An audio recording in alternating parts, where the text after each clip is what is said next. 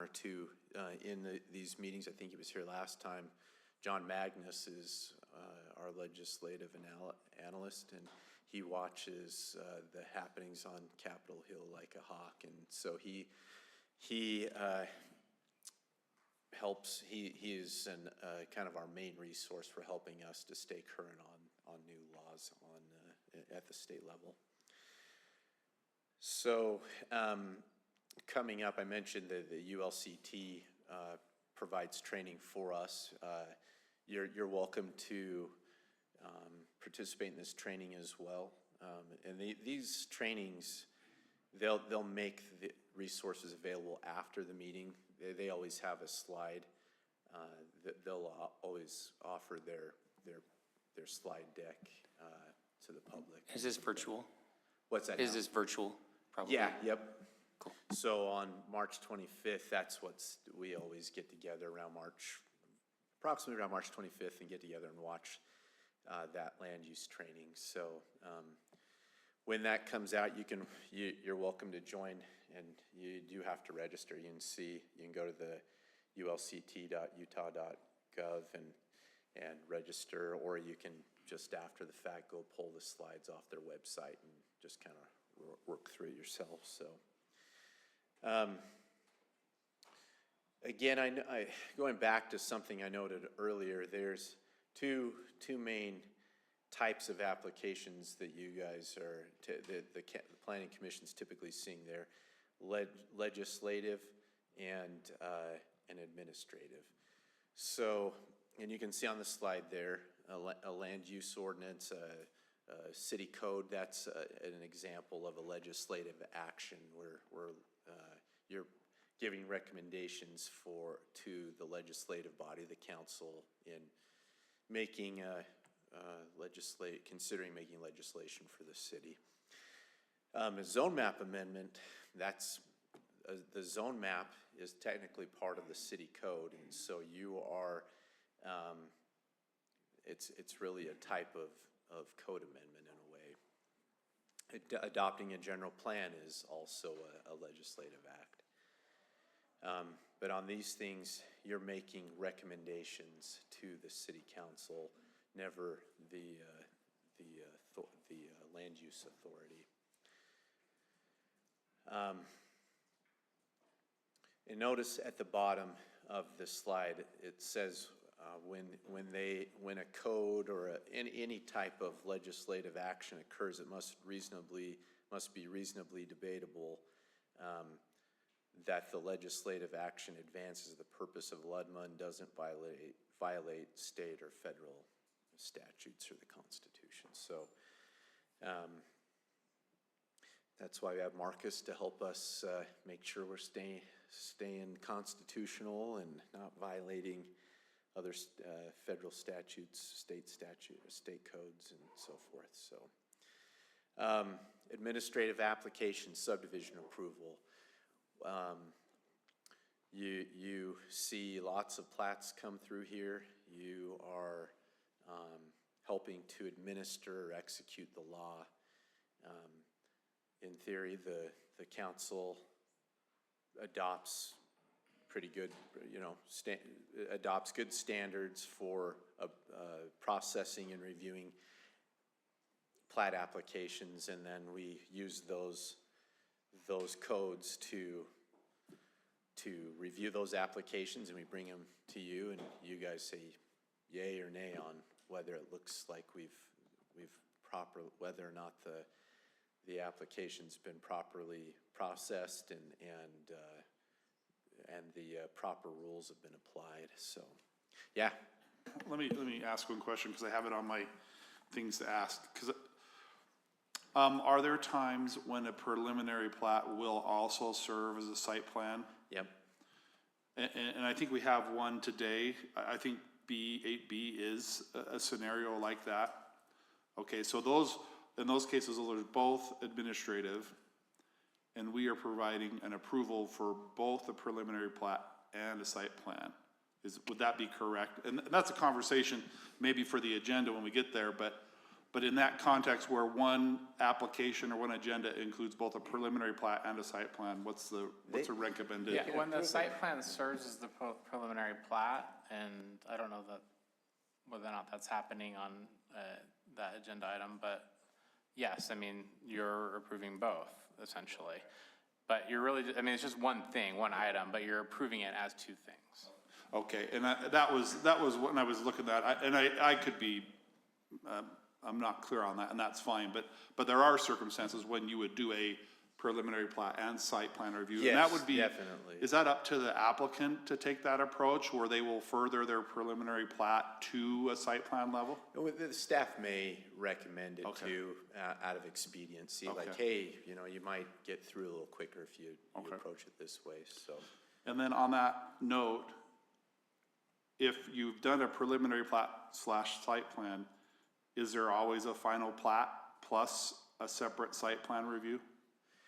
Yes, there will Okay. be a final plat that has to Okay. occur, so. Okay. Because, yeah, you have to have platted land. We don't do any development on unplatted land. We were talking about that recently. Right, yeah. Just what I'm asking about, if an applicant comes with both preliminary plat and a site plan review in one application, in an upcoming, they're required to do a final plat. Yeah, they are. Yeah, final plat, yeah, it just never, final plat never comes to the planning commission. Okay, So that's where I think the issue is.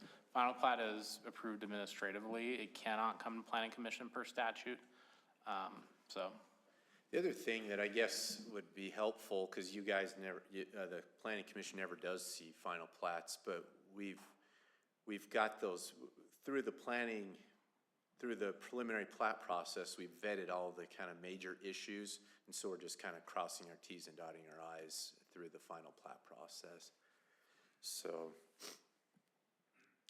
I'm gonna go on to another fun topic, public clamor. So it's related to what we were just talking about, is we're dealing with, whether or not to approve a preliminary plat. Maybe there's some emotion attached to the property for one reason or another. As you can see on the slide, public clamor is not substantial evidence. It is, a final decision can't be based on public clamor. It's,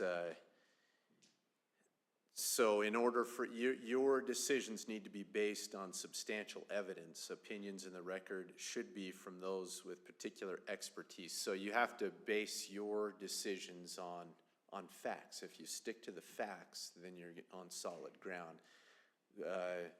Public clamor is not something those aren't facts necessarily, and so they're not something, they're not solid ground to base your decision on. So the public certainly has a right to speak, and we want them to speak. They often bring things to our attention that we wouldn't know otherwise. To know their neighborhood better than people who live in a particular neighborhood.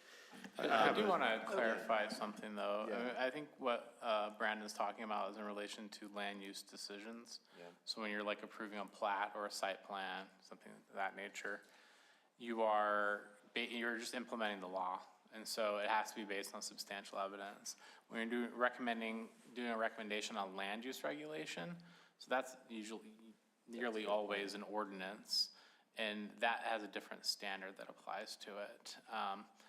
And so pretty much, whether or not to change our code is generally you can, as long as you're changing it in a way that's lawful, it's almost 99.99999% of the time going to get upheld.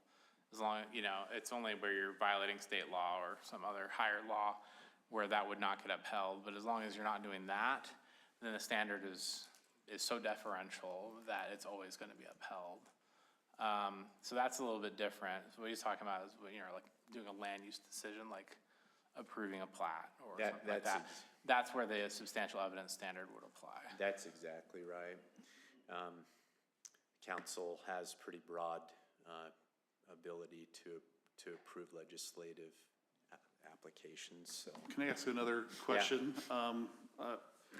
years ago, while I was working for a land development consulting firm in Pennsylvania, we had worked with an applicant to develop a master plan townhouse development with multiple phases.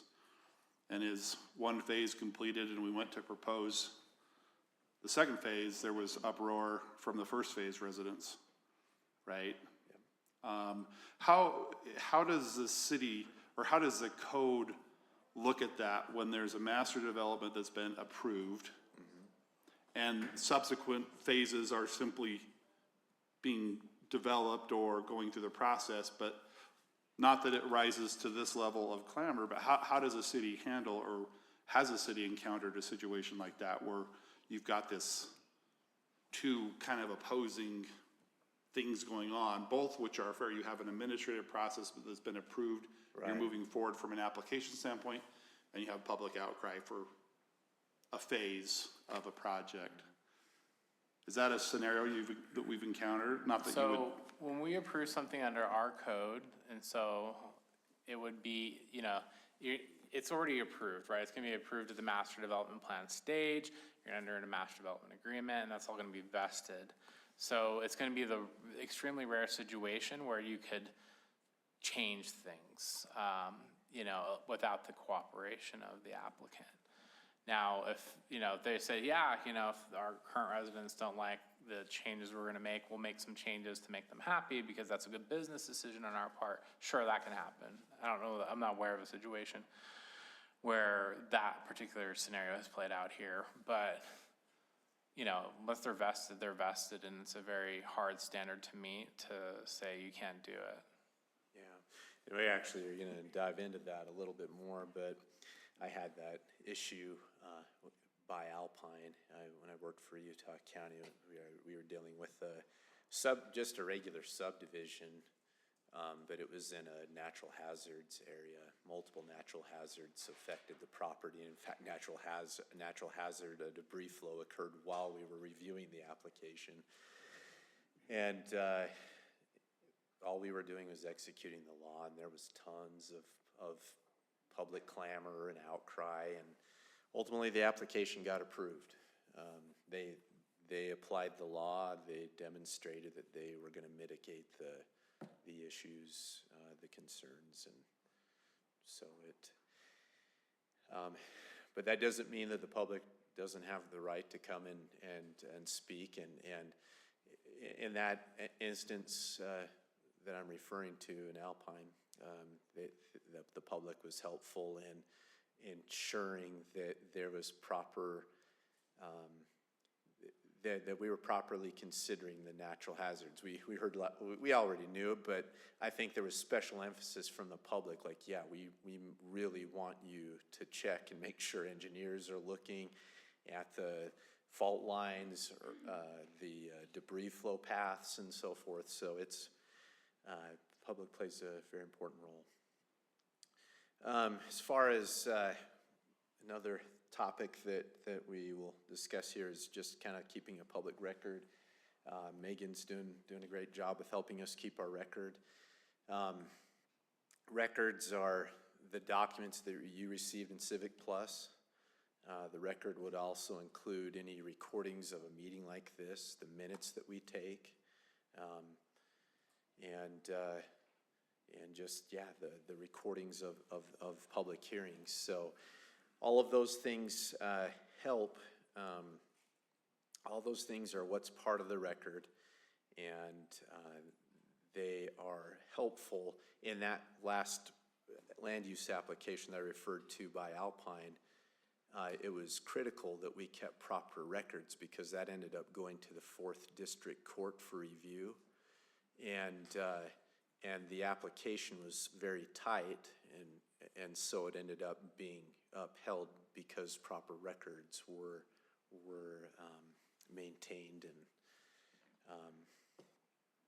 anyway, so that's a good example of that I saw in my career of the importance of records and them being maintained and being used by an appeal authority to understand the law and to understand not only the not only like, did we apply were all of the proper application materials submitted and reviewed, but did we also go through the proper steps of having the public hearings, and did we go through the proper appeal process? Because it had to, an application like that's not gonna go straight to the 4th District Court. It's gonna go through multiple, it had to go to like the Utah County. It uses a Board of Adjustment for its appeal authority, and so it had to go there first before it went to the District Court. But in all of this, we keep tight records so that in the event something gets called to the court, we get a pretty good look at what happened. But not only that, probably on a more regular basis, keeping proper records helps staff so often when we're reviewing applications. Like you guys have had Lower Hidden Valley come through here in the last few months, and I'm grateful for the records that have been kept. We wish there wasn't a 400-page document to learn, to be able to understand that applications in that area. But regardless, we're grateful for the record that is kept. We reference minutes and old. We watch. Beth, didn't you watch recordings of meetings this last week to help you in some of your work? So we're using these. We use them as valuable resources to help us do our work.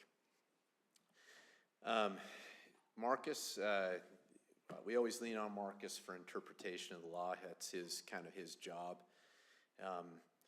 But in kind of interpreting the law, and Marcus, feel free to jump in, because this is really you're the expert on this. But when we're looking to interpret the meaning of the law, because sometimes we get in and you're starting to look at a code. And I remember with that Atkinson application, there was a weird exception in there, kind of an unusual exception related to that application, and it lacked some clarity on it. If I recall correctly, there wasn't criteria by which for you to evaluate the application very well.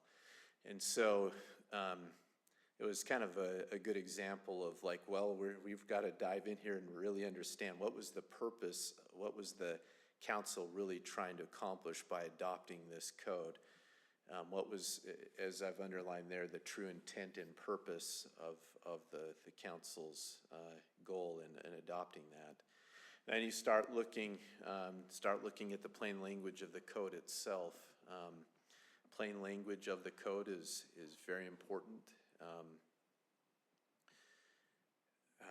And you can, I'm not going to go through all of these things, but you can see all the different considerations. I gave you a copy of this in your slot through Civic Plus, and so you can go back and refer to this occasionally if you want to know more about interpreting codes. But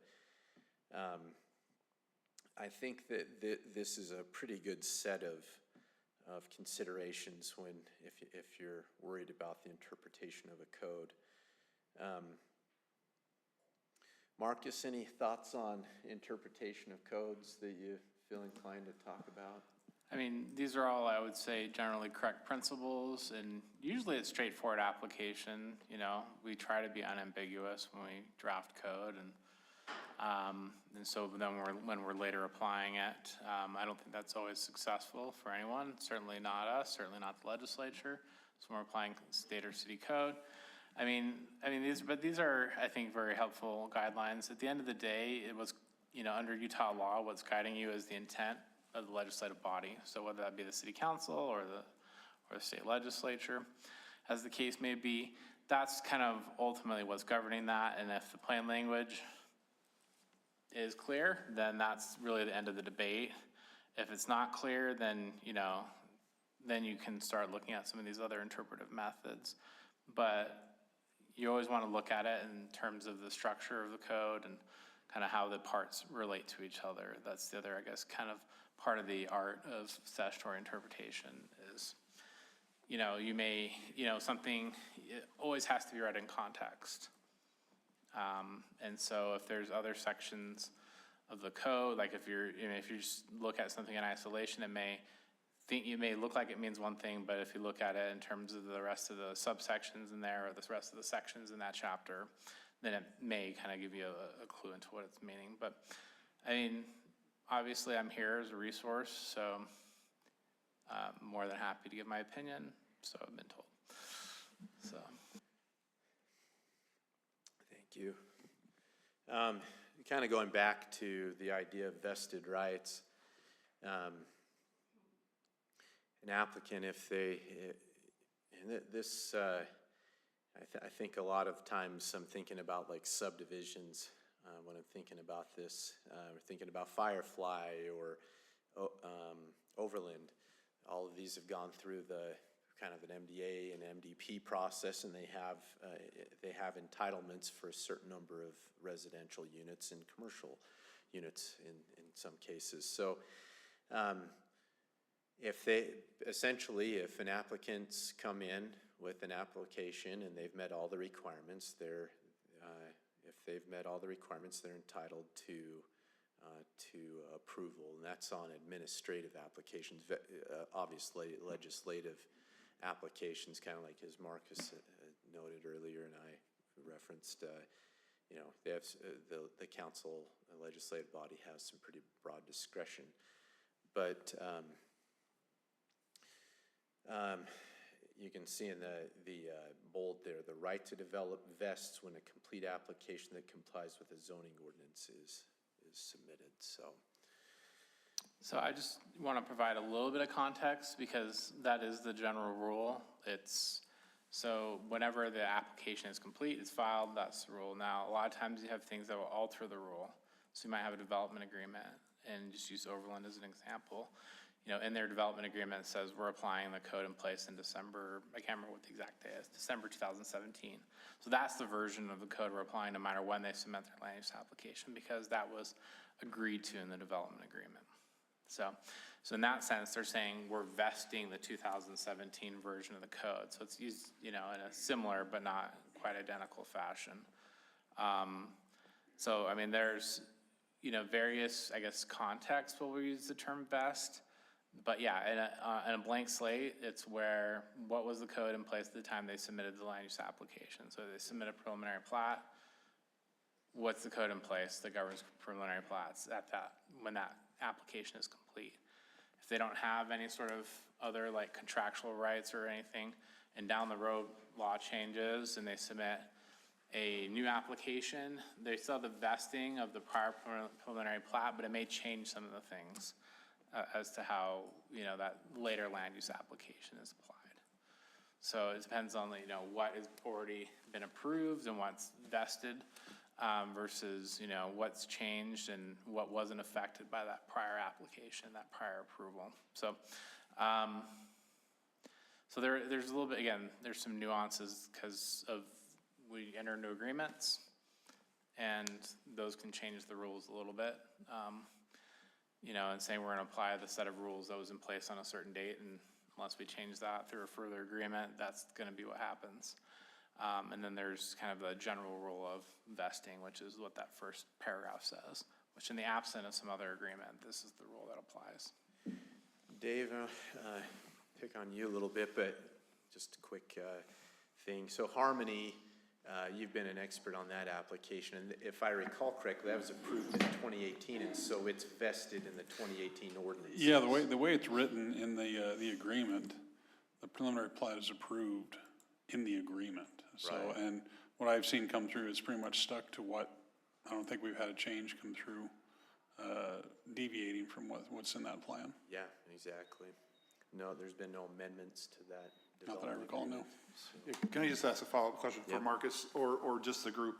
In a case where a master development agreement has stated the ordinance that it falls under, is it generally under every aspect of the title for the city, or is it, will you call out certain specific titles for example, subdivision versus streets and roads, is that just a component of the agreement? It can vary. And you look back at some of the older agreements, some don't even invest code, but they'll say we have entitlement to build a certain number of units. And certain codes are vested and other codes are not. But if those newer codes that aren't vested and are subject to change interfere with our vested right to build a certain number of units, then we're at liberty to ignore them essentially. And I'm simplifying there, but that's the gist of it. At some point in the past, we went away from that as a city, and it went more towards, we're gonna vest a certain version of the code, and we're gonna say, do a master development plan, and so this part of the development is gonna be in the R1 zone or whatever, and this part of the development is gonna be R2, and this part is gonna be MF1. And you'll see, on the master development plan, what the land use plan is. And so it's gonna be those codes that were in place on the date that the agreement specifies, which is usually the effective date of the agreement. So there's just different ways to do it. Ideally, in my opinion, just vesting the zoning is what makes the most sense. And just saying this is the zone that applies, and we're gonna apply these rules, and even freeze it in time. So it's gonna be the rules in place on the date of the agreement, so that then the developer can plan their development without worrying about what happens if they change the rules of the game on me mid-development. But there's just a variety of ways to do it, and we have some agreements where we're saying, in this situation, for this type of housing, we're gonna vest the code in place on a certain date, and for this other type of housing, it's just gonna be whatever the code is on the date that we file an application, and there's just a variety of ways to do it. I mean, I'm not sure wouldn't necessarily advise that way, but I can think of one agreement where that's the case. One thing that was kind of popping in my mind on that one was, or in that discussion of, vesting in a certain code is like right-of-way widths, especially for like local roads. The state code changed a few years ago to require 59-foot right-of-way, and some had been approved with the 53, like I think in Harmony, for instance, I think they have a 53-foot right-of-way. And so developers do like that certainty in knowing it's like, hey, I'm gonna be able to have a 53-foot right-of-way all through my development, even if it's 5 years down the road. So there are exceptions to vested rights. The middle one is the one I hear repeated most often, and that's if there's some kind of compelling countervailing public interest that would be jeopardized. If there becomes like a significant health, safety, and life issue, that there may be an argument there. I haven't, I don't know that I've ever seen that ever happen. I know that's been talked about a lot, but I don't know that I've ever seen in almost 20 years see someone make a successful argument on that before, but. I'm not aware of any appellate decision interpreting that. I mean, that phrase comes from a 1980 Utah Supreme Court decision that sort of formed the basis for what we see in LEDMA. And I've never seen an appellate decision applying that language. So, I mean, generally it gets resolved at some stage prior to an appeal, usually probably without a court case. The first bullet point's talking about when there's a pending ordinance. You can't claim to have vested rights if you've got an ordinance that's, tonight we've got the noise ordinance. If someone were to, say that the noise ordinance was to bump the industrial noise level down to 65, someone couldn't come in right now and say, okay, I want to do something with 75 decibels. So if there's a pending ordinance, the application's either got to comply with both codes, or they've got to wait until the process, the pending ordinance, is finished up. So So that's another little exception to vested rights. So vested rights zoning ordinance change. An application must receive substantive review under the ordinances that were in place when the application became complete. So you can't go and change the rules on an applicant in the middle of the process, and I think that's seems pretty straightforward. Like it says, the provision recognizes that some development applications require lengthy review. If the applicant relied upon the language in a zoning ordinance, it would be unfair to deny that applicant vested rights simply because the ordinance was changed. So, zoning estoppel. That's, Marcus, zoning estoppel, I'm thinking of situations where, would zoning estoppel be, would that apply like when we've had situations where, I know we've had issues with setbacks and building homes in the past. They were, the staff, they were told, they were given bad information basically, and they built Yeah, I under the can pretense of bad kind information. of speak to this. So the doctrine of estoppel is based on the idea of detrimental reliance. So where a party reasonably relies on something, there's various applications of estoppel. So here we're talking about zoning, but it could be, anything. It could be some representation that's made in any event. So they reasonably rely on that representation and either act or forego acting in some capacity, and as a result, they are damaged, essentially. That's the general gist of estoppel. When you're applying that against the government, then there's some additional requirements that would have to, the representation would have to be in writing, and also would have to result in what's called a manifest injustice. So it's a higher standard to apply estoppel doctrine against the governmental entity. So zoning estoppel is, there's really two famous cases that I'm aware of in Utah. There's the Western Land Equities case that I alluded to earlier versus Logan City, in that they applied, this is pre-LUDMA, they applied the zoning estoppel doctrine and created this concept of vested rights and the doctrine of compelling countervailing interests. And saying you can't change the rules of the game mid-application. They filed an application, it complied with your code, and then consideration of the application, you change the zoning on them, and now it no longer complies.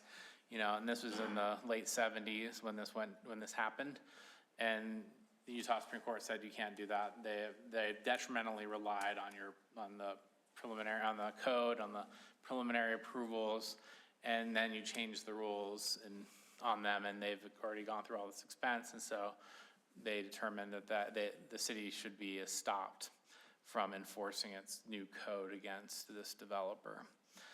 And with the development of LUDMA, you don't really see a lot of zoning estoppel cases these days. The most famous one post-LUDMA is 2006 Utah Supreme Court case, Fox versus Park City. And in that case had to do with somebody appealing the issuance of a building permit.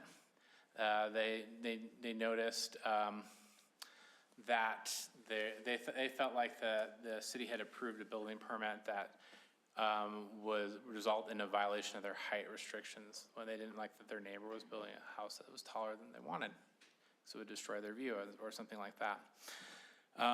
And the code said you have to appeal the issuance of a building permit within 10 days or something.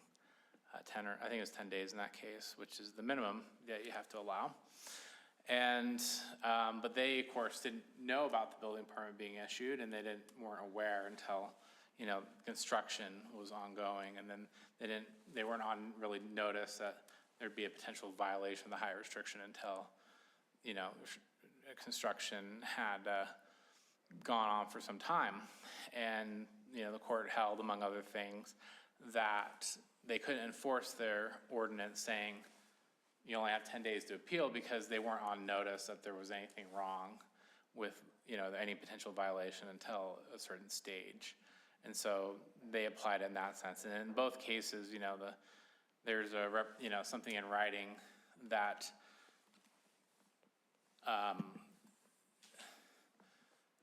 that was issued, the issuance of building permit, that the person started building in compliance on that. And so they interpreted that saying that essentially the city could enforce the height restriction regardless of the timeliness of the appeal issue because of they issued it and they underwent all this expense. So at least that's how I recall on that case. So it has to do with people, so you're gonna see it in a city context where we issued some sort of land use approval. That's where we're gonna see it. And somebody in error, right? Otherwise estoppel wouldn't be applicable. So we issued some land use approval in error. Somebody started spending money because of that. And then you're just kind of stuck with it. That's the general gist of it. I mean, as a practical matter, that, usually you can't go back. And I hesitate to ever say always, but usually you can't go back and make somebody change it, what they've done because because they reasonably relied. Now that's kind of a key thing, like was their reliance reasonable? But that can become a key issue. But, in the case that I think Brandon's thinking about where a fence permit was issued in error because the fence contained a disallowed material, in that case, the person had previously been told that it was disallowed material, and then later on, on a different day, it was approved in error, and saying, well, that reliance isn't reasonable because you were already on notice that there was a problem, and you still submitted your application, and then you tried to rely on that erroneous approval. So It's a good example. I've seen it where people have come in for a building permit for a home, and their site plan for their home was approved with setbacks that were probably a little too close. Anyway, it was approved and they relied upon the approval from the city, and so they moved forward and we allow that. So another topic to bring up with you is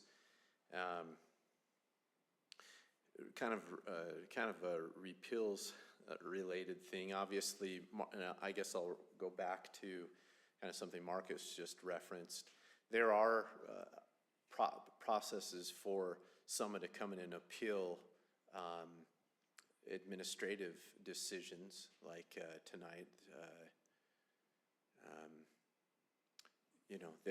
We've got a Firefly application that's administrative in nature. There's always an appeals process that I think it's generally 14 days you have to appeal an application. Well, for a code or a zone change, something that's legislative in nature, citizens have the right to put forward a referendum and make it a matter of vote.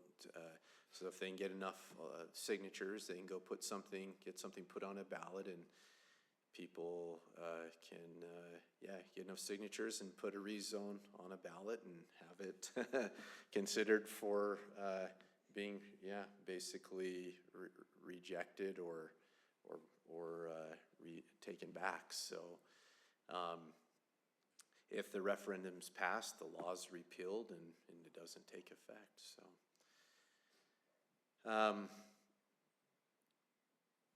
the binding nature of ordinances, maps, general plans, boundaries, legislative actions. Obviously, you've been involved with the map. We did a map recently, the WUI map, the Wildland Urban Interface map. That's a binding document now, as is those codes that you've approved or recommended for approval. We're working on a general plan and hope to have that to you here in a few months for your recommendation. And so these things have once they're approved by the council, they're binding, and we operate according to them. And get to execute the law according to those documents. Conditions of approval, another little topic to bring up with you. Okay, I think most of you have been involved in a situation where an application's been approved with conditions. Hey, Atkinson's will approve your exception for setbacks provided you do this and this. So you can't make up conditions out of the air. The conditions have got to be provided for in the ordinance. And so I saw bad examples of that early on in my career with a Board of Adjustment. You've got to make sure that whatever conditions of approval you do want to attach to an approval, you've got to make sure that they are ones that are allowed by the code. Usually, a lot of times you'll see those. We've got chapter 17. Chapter 1775 is our special uses section, and that section is that chapter is full of uses that we've identified as kind of uses the city wants to have some little extra review over. Trying to think of a good conditional or special use that we have in there, but it's usually ones that might need some mitigating measures made to reduce light or negative impacts on neighbors. So, but in that chapter 1775, if you go through that, you're going to see that, well, one of them would be homes for the disabled or group homes for drug abuse and those things. There are special conditions that need to be met. And so in reviewing, say you were reviewing a home for, and I'm not thinking of the correct term here, but home for those with addictions, you could, if you felt the need, like we want to make sure that we condition approval that they indeed keep the height of the structure to 35 feet, whatever. So, but again, all the conditions do need to be ones provided in the code. Another topic, and we're still got a few minutes here, because I could probably go well past an hour with the material in this, but exactions. Exactions are, some uses,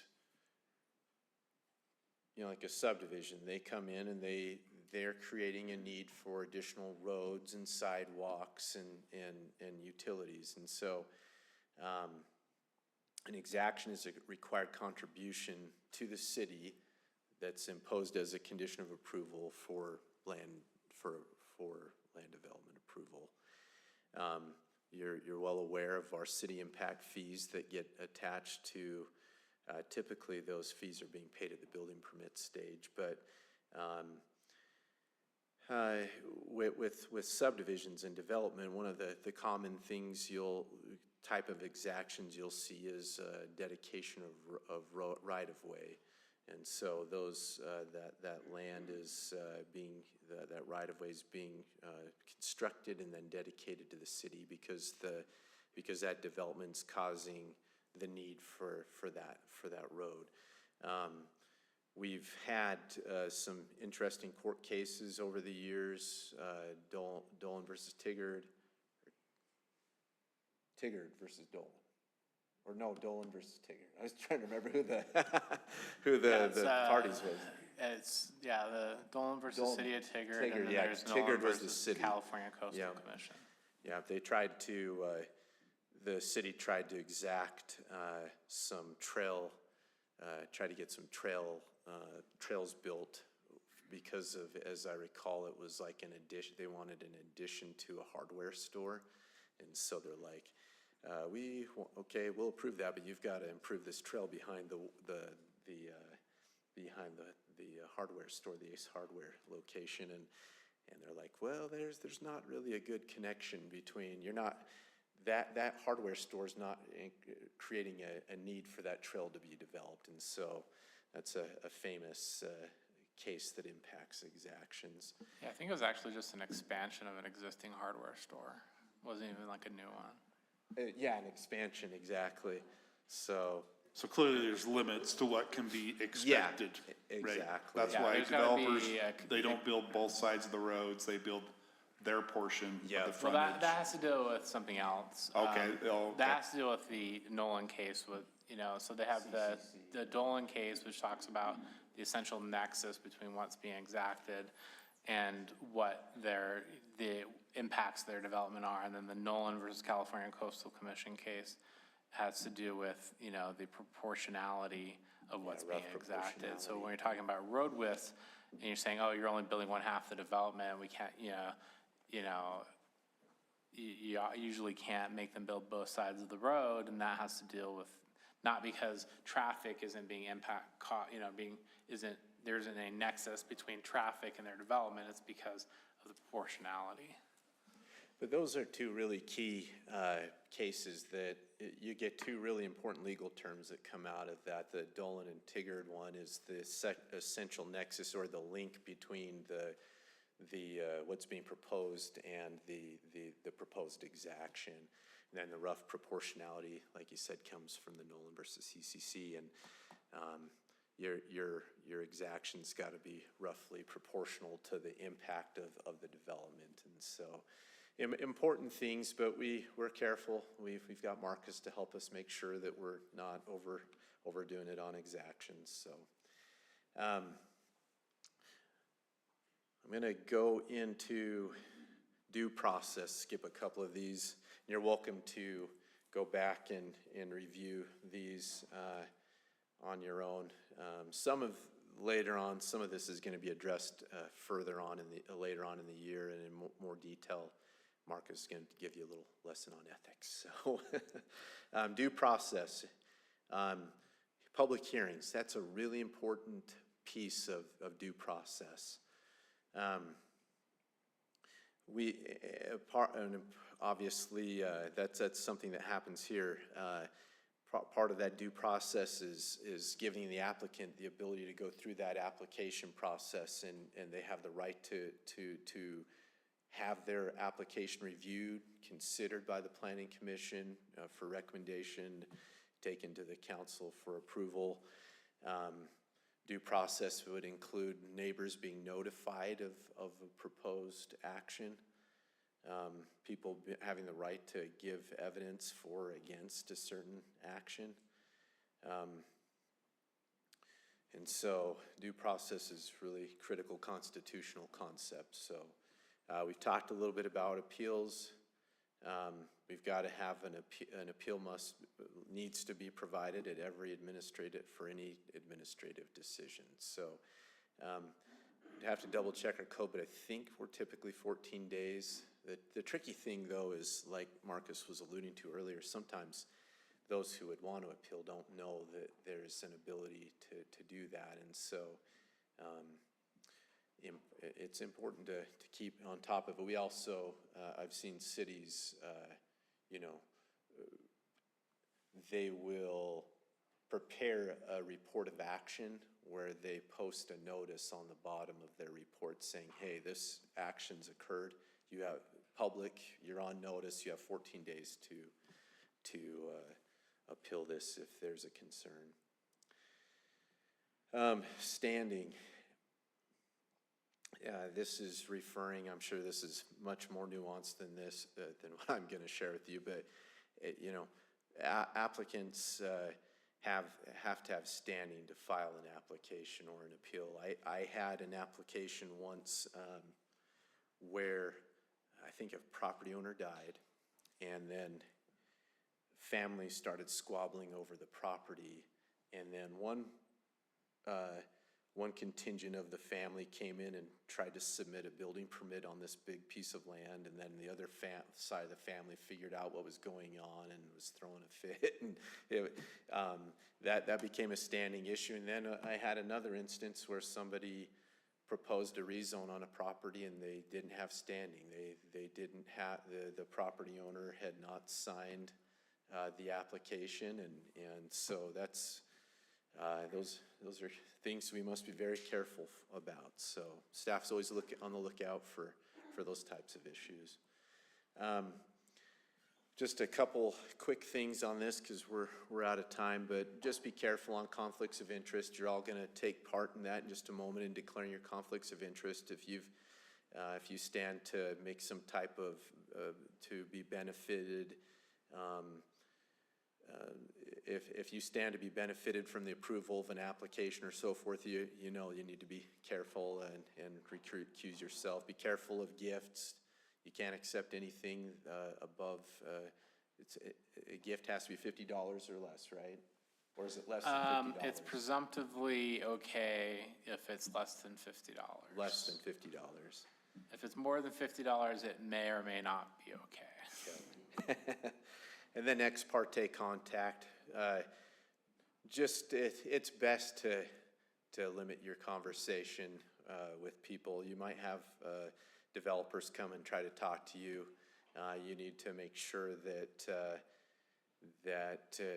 you tell the commission, like it says, commissioners should not discuss the matter privately with any other commissioner. You shouldn't be engaged in conversations like this, prearranged private meetings between a planning commissioner and an applicant. Be careful of issues like that. So we will train you more on that, but be very careful on these issues. Review the slides, and just, yeah, you work. You have the privilege of participating on the planning commission, and so there's you're held to a high standard to not engage in anything that even has the use the reasonable person's test. Would a reasonable person think that this kind of contact is? Would somebody feel uncomfortable if they knew that I was having these communications with an applicant outside of a meeting? So would it cause suspicion in the minds of the average citizen? So can I ask a quick question there? Yeah. So if I receive an email that's unrelated to anything on our current agenda, but is sort of discussing something that could eventually come to an agenda, what's the appropriate forum to raise that? Should I pass it to city staff? Is it to if the they get commission? something like that, shouldn't they make it available to all of them? Yeah, I mean, if a third party just emails you saying, here's something I would like you to consider, and I don't know if it's regarding, like, what it would be regarding, but like, you need to change your code, for example, and here's how you need to change it. I mean, I would just refer it to staff, and then, we could put it on for discussion, something like that. I think that's probably the easiest way to deal with it.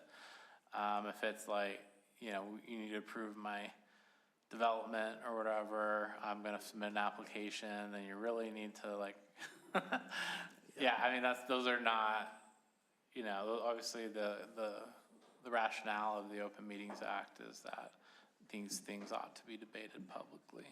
Okay, thank you. If I'll say Commissioner Brent Strong gets an email from an applicant, I've got my application tonight in 3 days from today. I'd like you to consider these things. That should be made available to everybody on the Planning Commission. So just clear, transparent communications.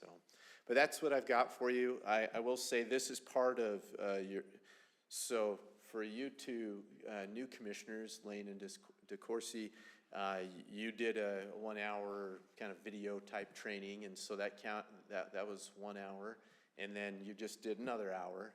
You're required to do 4 hours a year. And if you come to at least 12 meetings, that means you'll get, then you get a third hour of training. They give you another hour.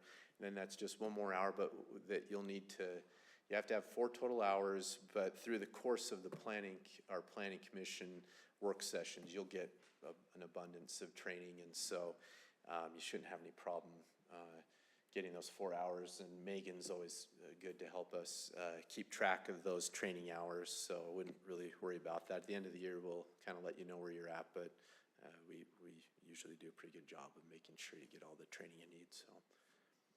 Anyway, that's all I've got for you tonight. Okay, perfect. Thank you, Brandon. Yep. Anyone have anything else to bring up during our work session? Okay, would everyone like a quick break? Yes. Okay, then we'll go ahead and, okay, we'll go ahead and conclude our work session here at 6:34 p.m. We'll reconvene in a few minutes. Thanks.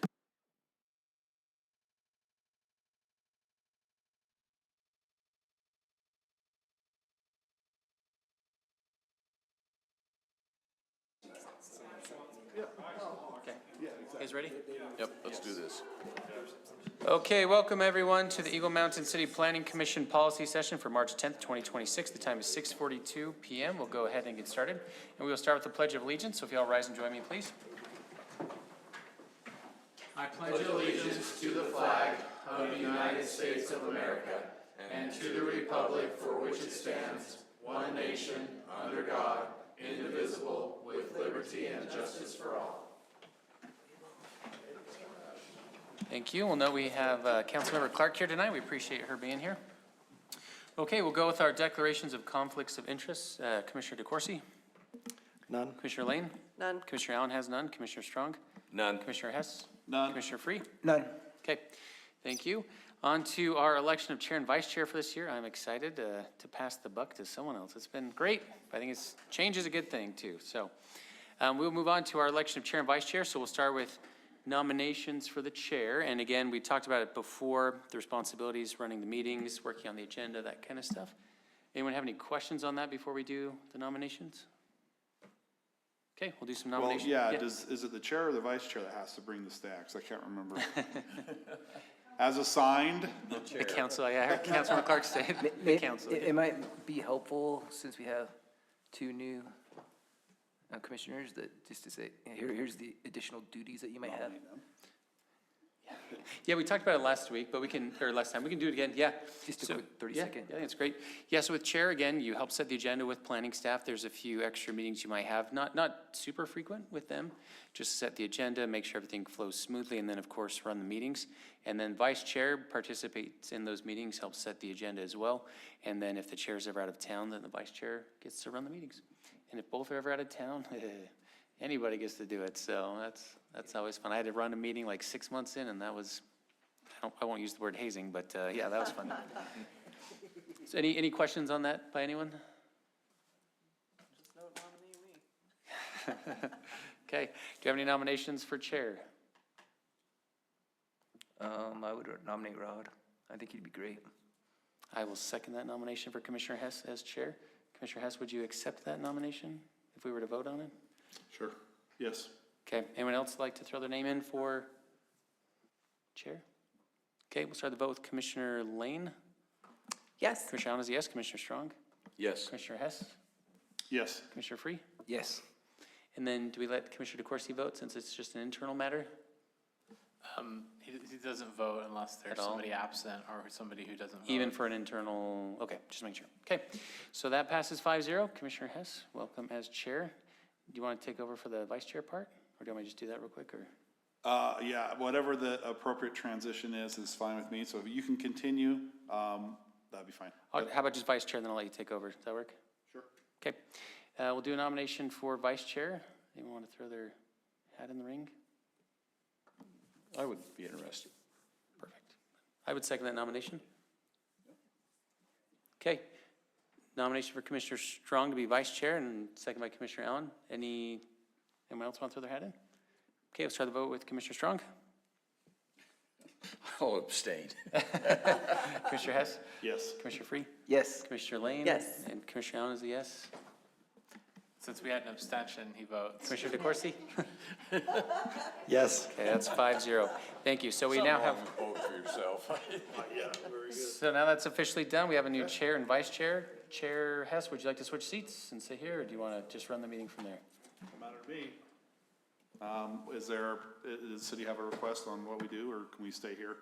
I'd suggest we stay here unless the city directs us to move today. It does not matter. Okay, all right, okay. And then I will, so there's not like a 2-week notice of waiting to the actual things don't wait? It's all you Is that know, it's immediate? all you Fine, know. Is that immediate? It is immediate. Oh, okay, all right, okay, all right, great. Well, thank you for that. I personally would like to thank Commissioner Allen for his great manner that he has led our planning commission very professionally, very good at keeping the agenda going, very thoughtful for both the applicants, the staff, as well as the public who come. So thank you, Jason, for that, and look forward to keep having your opinion as a participating member. Anything that you would like to say? No, thank you. It's been great. Thank you. I'm happy to pass it on. It's- Okay, great. Let's see. Next, we will go to our, next on the agenda is our meeting minutes, our February 24th, 2026 Planning Commission meeting minutes. Are there any comments as commissioners in your review of last meeting of February 24th? Okay, hearing no comments, I will entertain a motion or look for a motion by a commissioner to approve those minutes, or a motion. Chair, I move that we approve the February 24th, 2026 Planning Commission minutes as presented. Second. Okay, we have a motion by Commissioner Allen, followed by a second by Commissioner Lane to approve the meeting minutes as presented in the agenda. We'll go ahead and start our vote with Commissioner Hess. I will vote yes. Commissioner Allen? Yes. Oh, sorry, I skipped. Sorry. We'll go back. Commissioner Lane? Yes. Commissioner Strong? I will abstain. I meant to go Commissioner Free first, but, Oh, abstain, yeah. all right. And since we have two abstaining votes, Commissioner DeCoursey? Yes. Okay, all right, that motion passes. I'm gonna see if there's some cheat sheets up here for the proper procedures on a vote. Okay, thank you. Any questions from staff in that process, if we're okay to continue? And a silent means we did it okay. If there's no comments, that's all right. Okay. Our next agenda item, number 7, is status report. We look to Brandon and any updates or information you would like to share. Okay. I did want to make you aware of just one thing really quick. Obviously, the legislative sessions, I guess the bill making has stopped, I believe, and that the whole process is wrapping up. The Utah League of Cities and Towns does a really good job of helping to train us on bills and things that need to be done because of the new legislation. So I just wanted to make you aware of on their website, again, as I noted earlier, about that spring training land use March 25th session that you can go on their website and sign up for, or look at the slides later on, according to whoever you want to do it. But I just want to remind you of that again. And then as far as the last council agenda, there were a number of actual land use issues and items that were brought forth there. The council had some additional discussion with the property owners over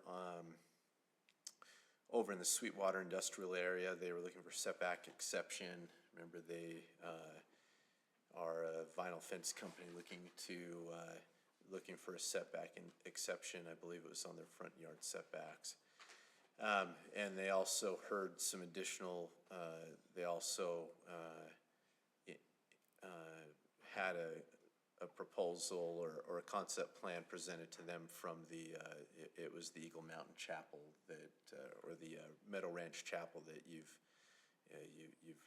have heard about and had the concept plan discussion with them not too long ago as well. So the council heard from them. And then as far as approvals, and actual decisions made, the One Call Auto was approved, One Call Auto site plan and preliminary plat.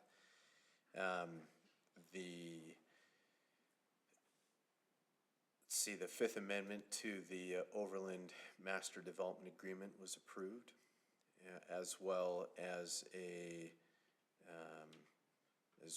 the rezone for a number of parcels for QTS to the RTI overlay.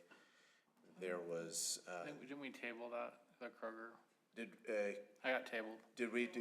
we table that one? Williams Williams was approved. Oh, I got it mixed up. Okay. It was Williams that got approved and Kroger got tabled. Okay. I got it mixed up. So later on, Williams was there and they were approved and Kroger was tabled. Still working out oh, that's right. I remember now. We did table that.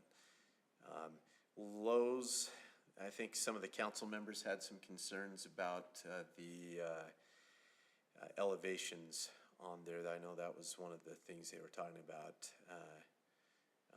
number of items to address. There was also a fence code amendment proposed, the pre-weathered steel, the Corten steel fence.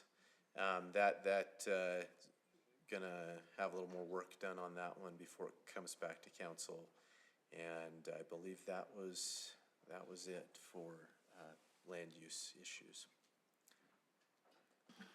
Great, thank you, Brandon, for that report on our agenda item number 7. We'll proceed with agenda item number 8, our action and advisory items.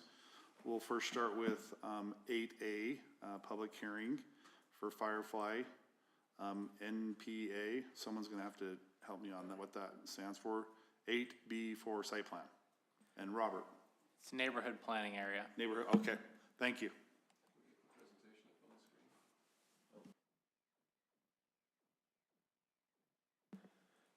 Chair and Commissioners, before we start, I just want to draw your attention to a couple of quick corrections in the staff report. My excuse is I was heavily medicated with being sick last week. Anyway, recommendation, page 1, we're looking at a site plan, not a preliminary plat, of course, and your recommendation is what's going to go to the City Council. It's not a final decision this evening. And we're asking for a revised architectural plan with the AC units as a part of a suggested condition of approval. Page 3, couple of parking corrections. There's no retail space associated with this particular project. That's a carryover from a prior staff report. And then they have 182 parking spaces, not 166. So Pole Canyon in 2010 was approved or entitled, and from that sprung Firefly. In 2023, Firefly was re-entitled, and the Associated Development Agreement contract, the ARMDA, that was recorded also had as a byproduct an approved community plan. A copy of that has been included in your staff report. The community plan serves as kind of a, in a sense, a de facto zoning ordinance, if you will, a mini one, as we have created so often in this community and assigned to various projects that are in themselves likened to planned unit developments, for example, the ranches or Harmony, as we talked about earlier this evening. Firefly has grown into an amazing project in the eyes of many folks. It covers 2,700 acres, or about 4 1/3 square miles of land. The original residential density of about 9,300 units has come down to about 8,700, I think, and the applicant's representative here this evening can clarify anything he needs to respecting my comments, but now we're down to about 8,700 and about 370 acres of planned open space, not including probably some miniature trail type areas that you're going to see scattered in the project. Tonight on 3.5 acres, you've got 42 units. They are rear-loaded townhomes. Their elevations are in care and keeping, it appears, with the concept put forward in the community plan. Their orientation allows for them to, in the case of even one set, front a parkway without having to have any kind of intervening wall or 6-foot fence. And as you look at your slides I'm going to show you now quickly, you'll be just reminded of, again, the location of Firefly for those that are new and seated on the bench tonight.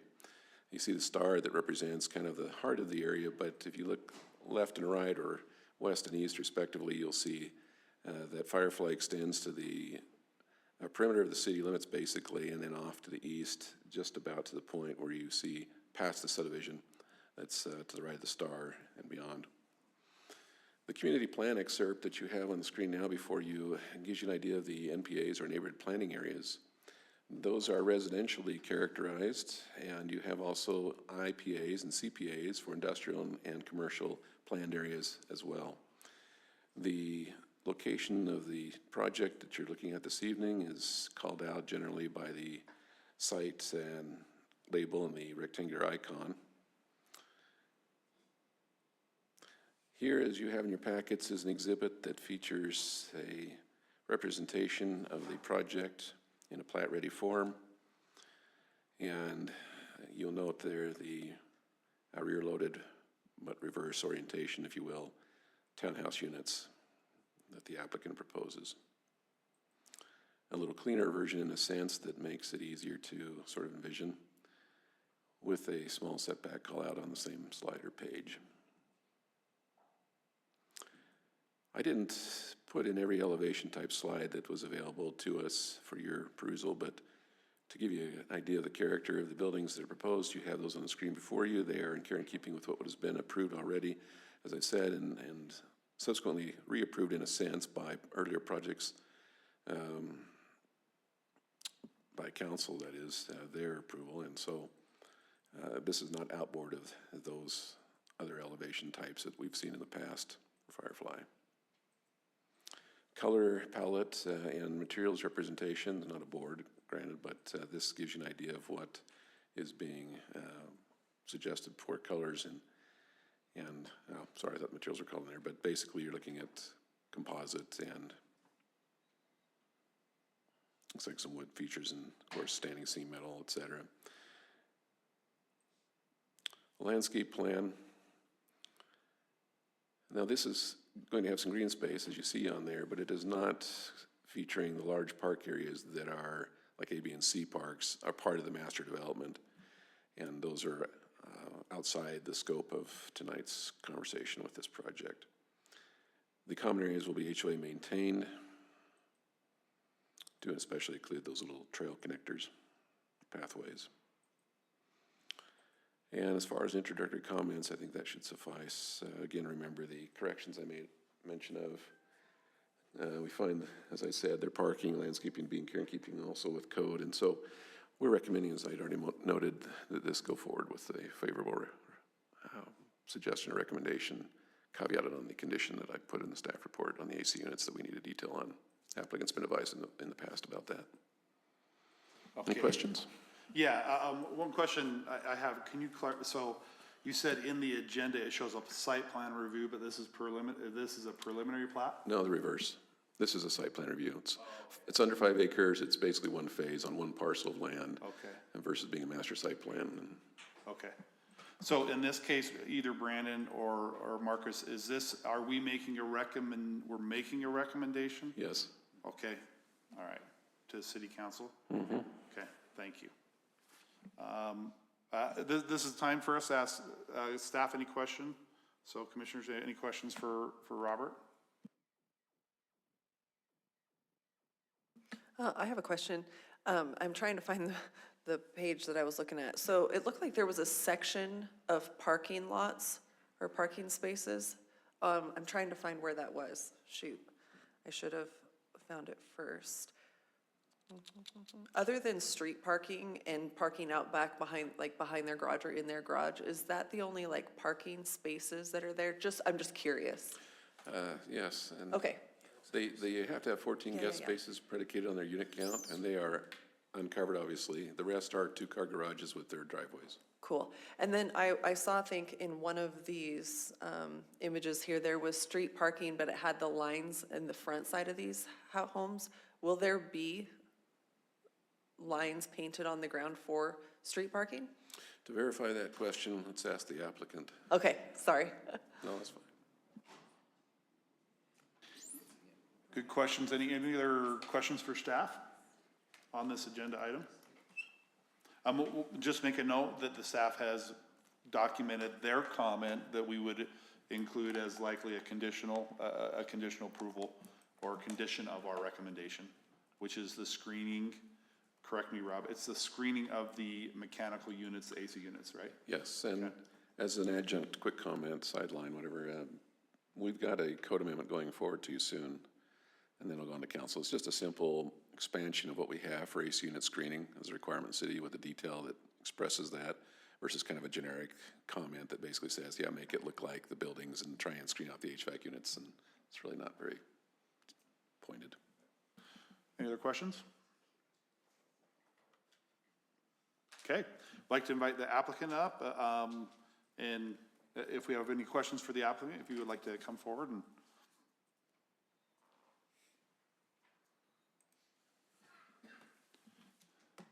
You'll obviously introduce yourself. I'm trying to remember what Jason says. Jason, Commissioner. Yeah, okay, state your name and what? Okay, for the record, okay, good, thanks. Well, thank you. My name is David Vitek. I am with Candlelight Homes and the Firefly community. And if I may start by saying thank you to Commissioner Allen for your years of service. It's been wonderful working with you, and I appreciate your guidance throughout the past almost 4.5 years that we've been up here. And then congratulations both to Mr. Chair and Vice Chair. And I've worked with you both so far, and I have enjoyed that as well. So look forward to working with you in your new roles. So thank you. Any questions from the commission for the applicant? Yeah, this is kind of, I mean, I already asked it. I was just curious just because of the picture.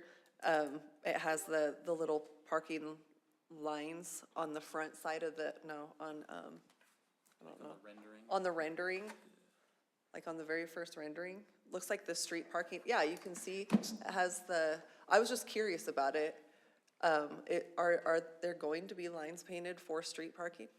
So that's a great question, and that is a rendering depicting just the character of the elevations. And there are not on our site plan any street parking that would have that type of striping. Okay.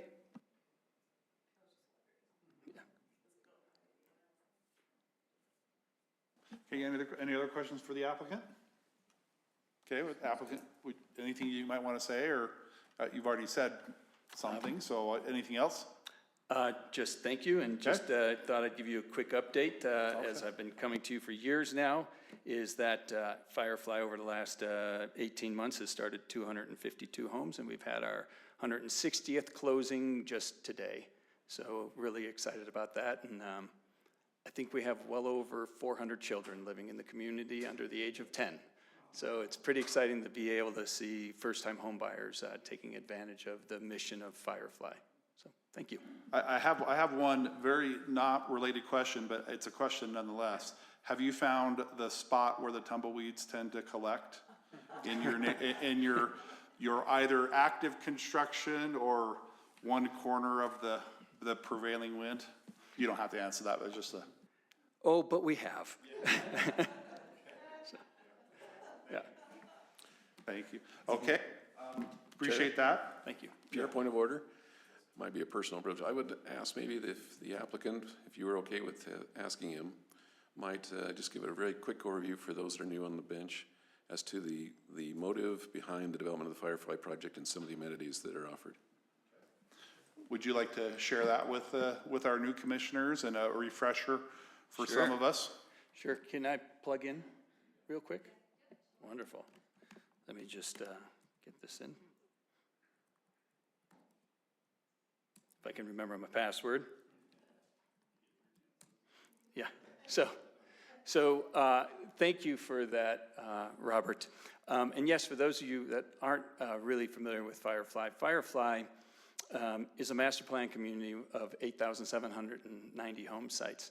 And the thing that really makes us different and unique is that from the very beginning, we have decided, because of a lot of the history of ownership and the vision of wanting to create a family-centric community, is that through thorough research and studying and trying to just brainstorm through things, we realize that today our children are up against a multi-billion-dollar industry that is having immense mental health and physical health effects on our young people, and that is the world of the digital dilemma. And so Firefly is based on one mission and one mission only, and that is to create a community where children will willingly, and I've added the words wantingly, ditch their devices, put down their devices, and get outdoors and become active, and start to interact with one another in person instead of over headsets and microphones or through social media. And everything we do and every decision we make, every meeting we have, and if something comes up, the first question is, will this help get a child off a phone or a device for more than 5 minutes? And if the answer is yes, we move that to the top of the pecking order. If it's no, then we just stick it in the right administrative spots to work through.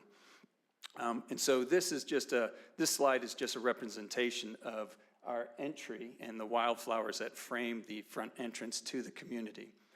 But today as I mentioned, we have over 400 children under the age of 10 living in the community, approximately 400 children living under the age of 10 that are taking part in weekly activities led by our full-time activities director.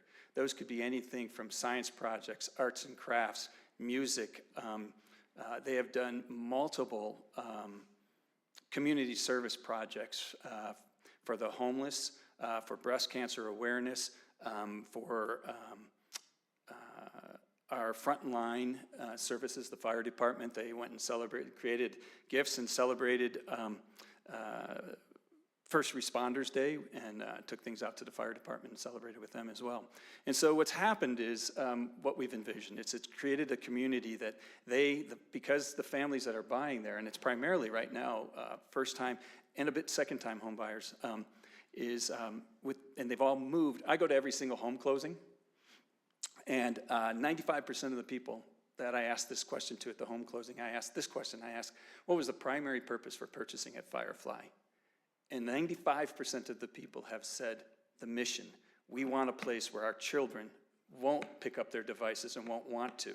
And the stories we're hearing is that kids aren't asking to turn on their TVs. They're asking to go find a friend and go to the park and do different things.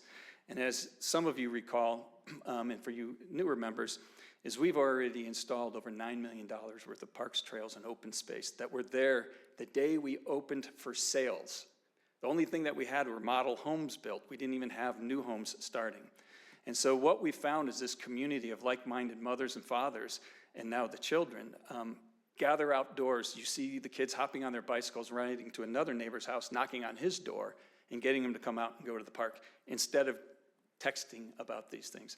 So I'm trying to think if I have any good slides in here to represent that lifestyle. I don't. I often have a lifestyle presentation, but this is what I have just to demonstrate the value and the quality of what we're doing there. No, you're gonna have to tell you, so we live here in City Center, but I have to tell you, we have taken trips out there because my kids wanna go to that pump track. It's really cool. It is really cool, so. Thank you. I'm glad they're using it. I mean, our vision was not just for the children of Firefly, but the children of the whole region.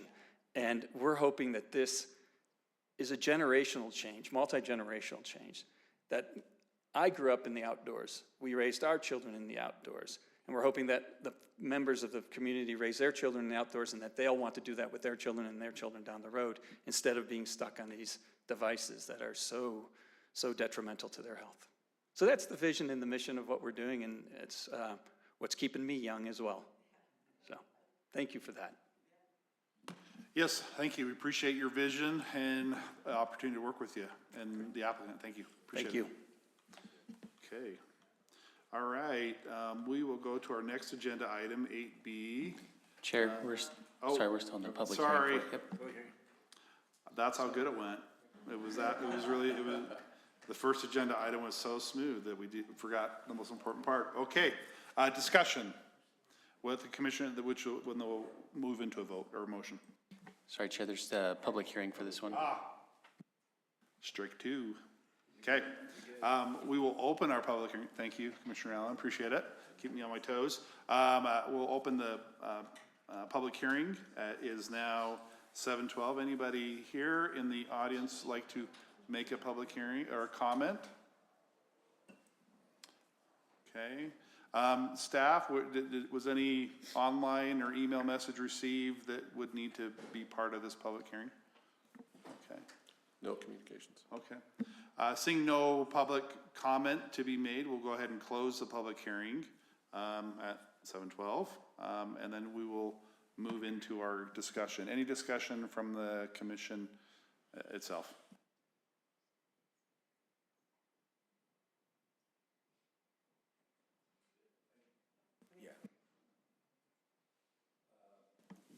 Actually, maybe this should have been for the applicant.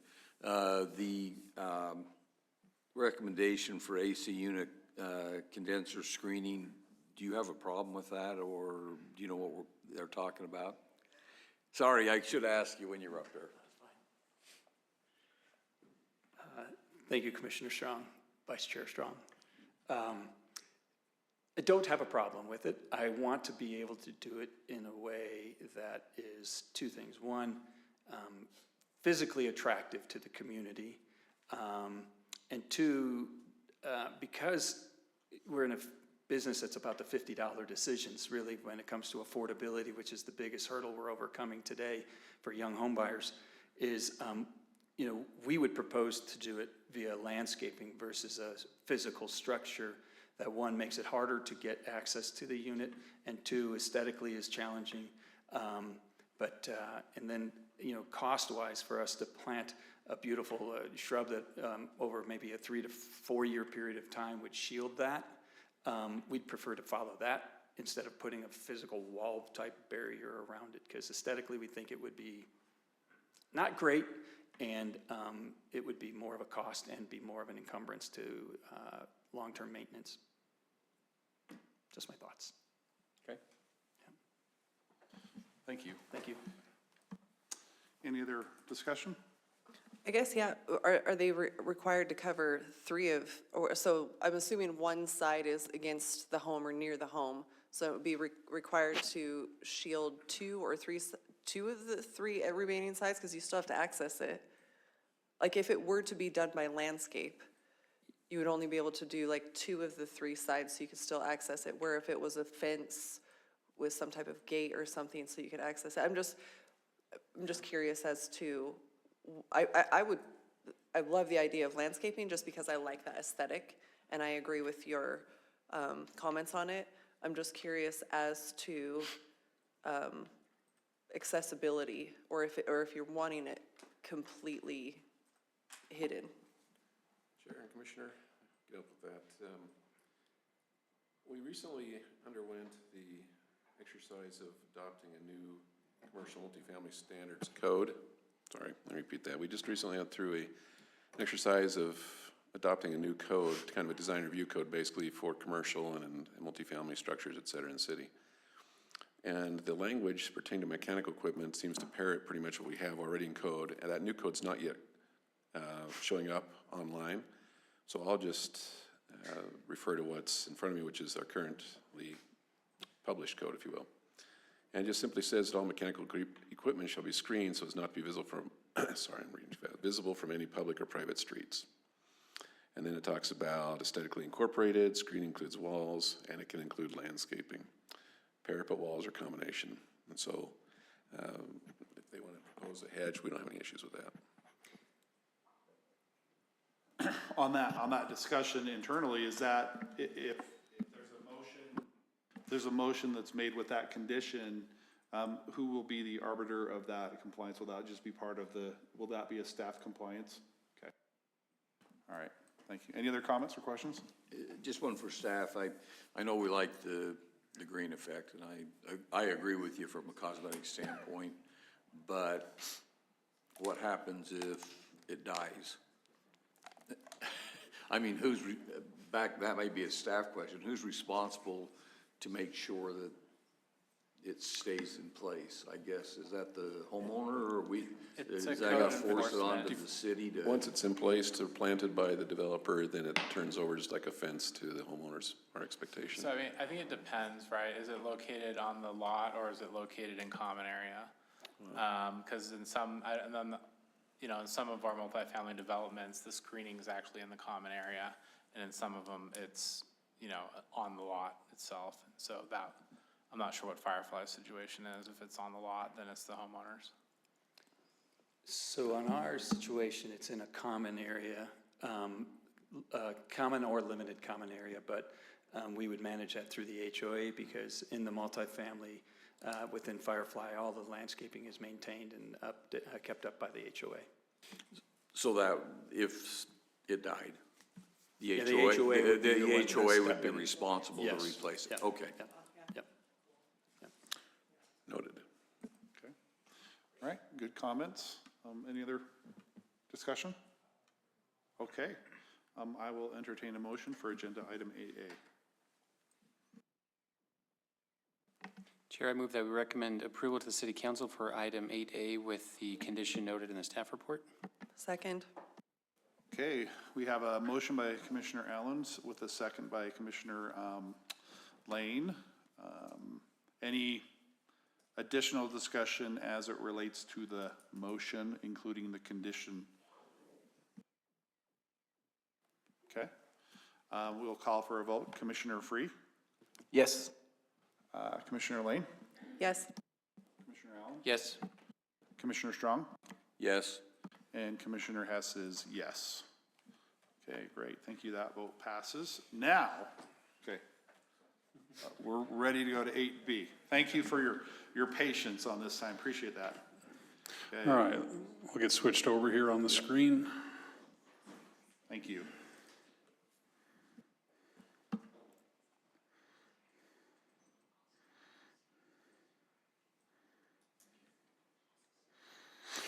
Okay, Planning Commission, will be very familiar to you. You looked at it not long ago at a concept level. This is for Overland Village 2, Phase B. Currently, the property will finish out basically Village 2, what we see in the yellow there.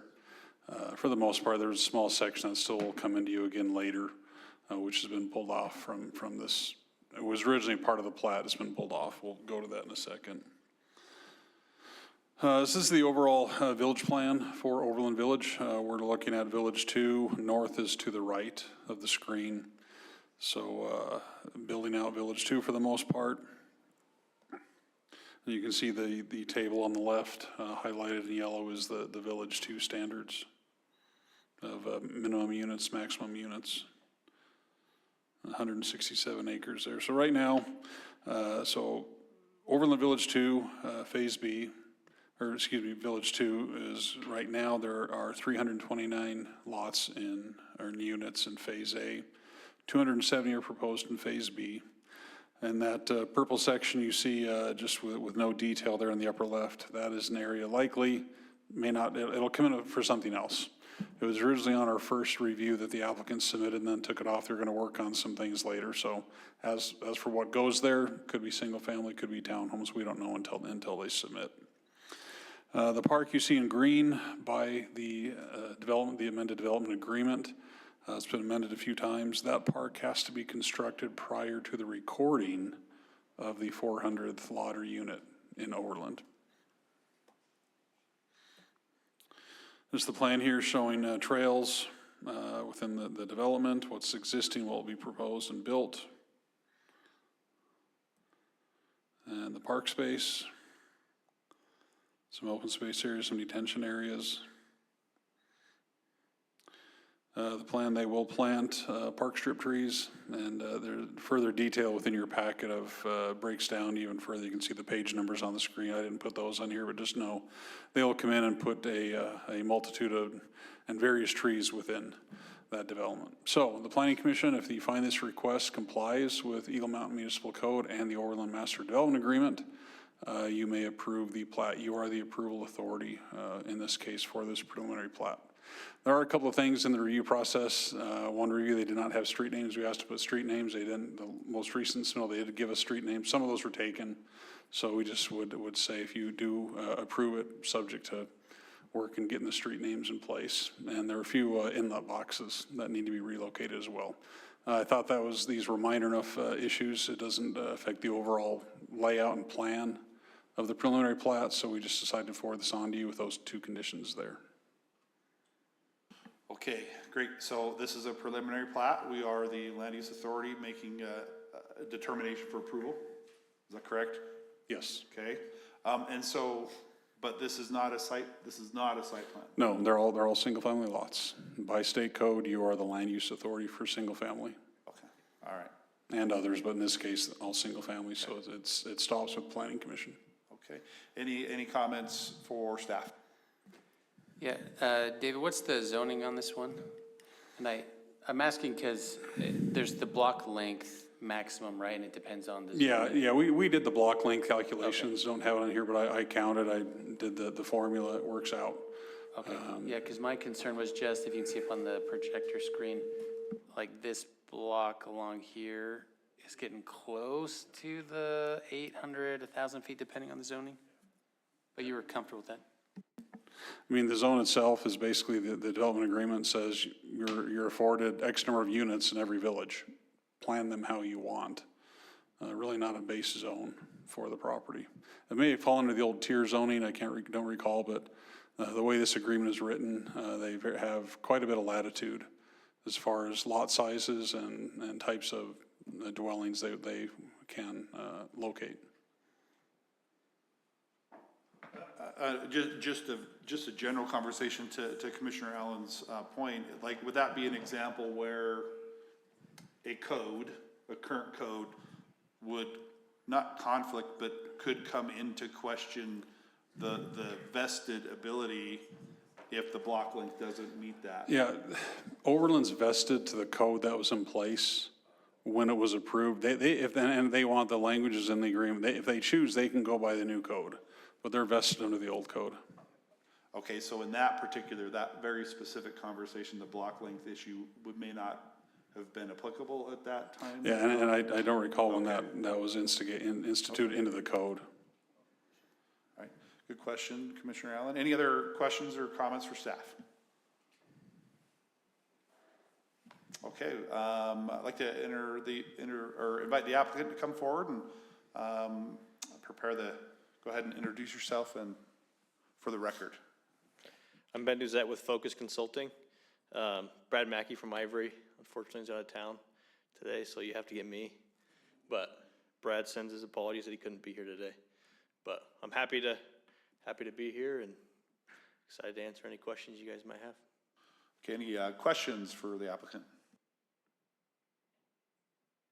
I would like to just make one point, a comment, not that it happened because it was discussed in the concept plan, but the park, the open space break in the block to the north of the park wasn't in the concept plan, and I much appreciate it, because if I were living on that block and I, didn't have a direct access to the park, it would be pretty unfortunate, It's just a missed opportunity, right? It's one of those things that everybody can live without, but why not?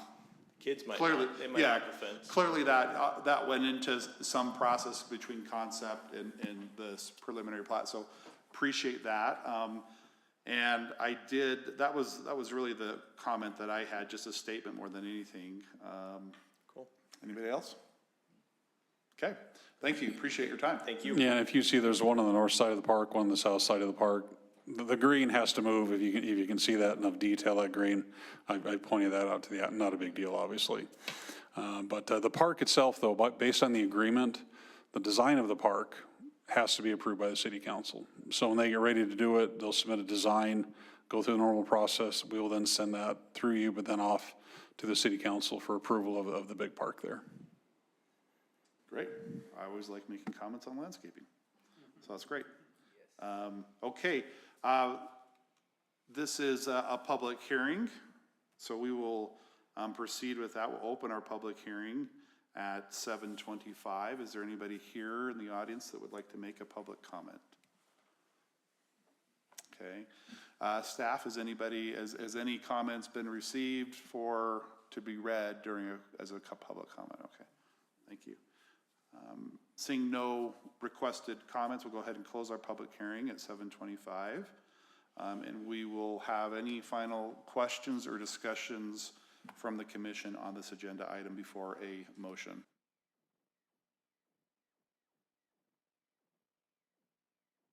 Okay. Seeing none, we'll go ahead and we will call for a motion on agenda item 8B. I would like to make a motion to approve item 8B as presented for the Overland Village 2 Phase B preliminary plot. Would you like to add the condition, it's just the correct street names and inlet boxes locations? I will amend my motion to add those, yes. Okay. All right. I will second that motion. Any questions as far as how that motion went for staff? I think we've got that okay. All right. Okay. We have let me go back. We have a motion by Commissioner, Vice Chair Strong, followed by a second by Commissioner or Chair Hess about the motion, including the condition to include the street names, the correct street names and inlet boxes. We will proceed with the vote. Commissioner Lane. Yes. Commissioner Allen. Yes. Commissioner Strong. Yes. Commissioner Hess votes yes. Commissioner Free. Yes. Okay, that vote passes. Thank you for the presentation and the discussion, and we'll proceed with our next agenda item 8C.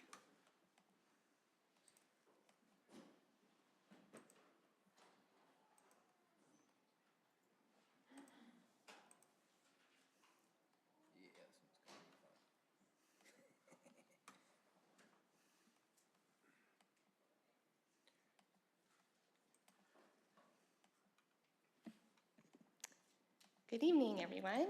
I'm going to be tag teaming a little bit with Abby, so I thought it'd be better for me to come up here to present this.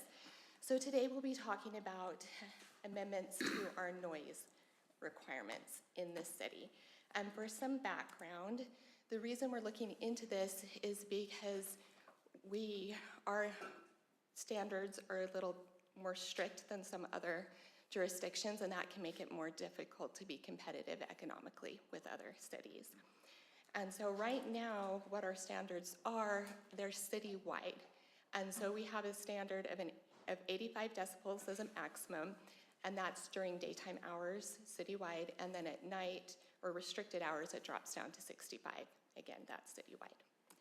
And so those restricted hours, they're a little different on weekends, but they're mainly workday hours and nighttime hours. And Abby did some research on this that she provided to me, which was very beneficial.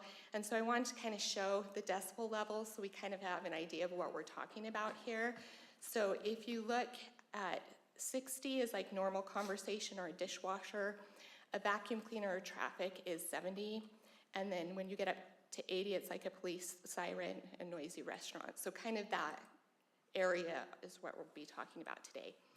And in the research Abby performed, if you look, you can see that 65 is pretty standard for commercial in most areas, but they usually allow, even during those evening hours, for industrial to be higher, but we are a little higher than most are for residential during restricted hours. And then if you look at the hours of restriction, we fall about the same. So it's usually 6 to 7 or 9 to 10 at night. So we're right in that area. So before we dive into the code, Abby had a few things she wanted to share that I thought might help inform this conversation. So I'll turn some time over to her. Thank you so much. Thank you so much for allowing me to have this time to discuss this with you. So I've been doing economic development for several years. And then one of the things I've noticed is that with site selectors, they're usually hired by companies to look at sites ahead of time for them. They don't want to be doing the groundwork or the grunt work of finding a location, but a lot of times these site selectors, before they actually contact us on our level to get more information, they're actually going out and getting information on their own. A lot of it's done through the internet. They're looking at our website, looking at our information. So when we were doing the work with Williams Companies and I found out what our noise ordinance was, I was surprised, and I thought, we're actually probably disqualifying ourselves from some projects that we could be having, and we wouldn't even know it, because some of these industries and site selectors are actually looking at our code and seeing what our noise ordinance is, and then seeing that their project wouldn't fit into that. And so I thought, okay, we need to get this taken care of. Some of these companies would, ask for some kind of variance or something like that, but some of them they'd be like, never mind, we're not gonna go through that process to do that. So they would just disqualify for that. So that's the reason why I wanted to see about looking into this, seeing if we can adjust our code to make sure that we have something that's different for industrial and for commercial, and then also for residential, so that we can have something that works for all of our industries. So any questions in regards to that? No? Okay, I'll let you go ahead and finish. Thank you. All right, and the red line versions are available in the packet if you want to see what we're changing, but I put in the slides just what the new standards would be should you approve it without changes. So we added just an hours of restriction definition just for clarity. And then Marcus assisted with clarifying some of our current standards. We didn't change them, but we tweaked the language. He helped to make it a little clearer what it meant. And so the general noise disturbances, that has to do with if someone's complaining about the noise volume. Where the per se noise disturbance is, that means that they're violating code. So even if someone doesn't complain, we could still cite them for being out of compliance with the code. So that's clearer in the new language. Thank you, Tim, for that. So then this talks about how we measure. So in the first one, it talked about how you measure those general, and then this is those per se standards of how you would measure that.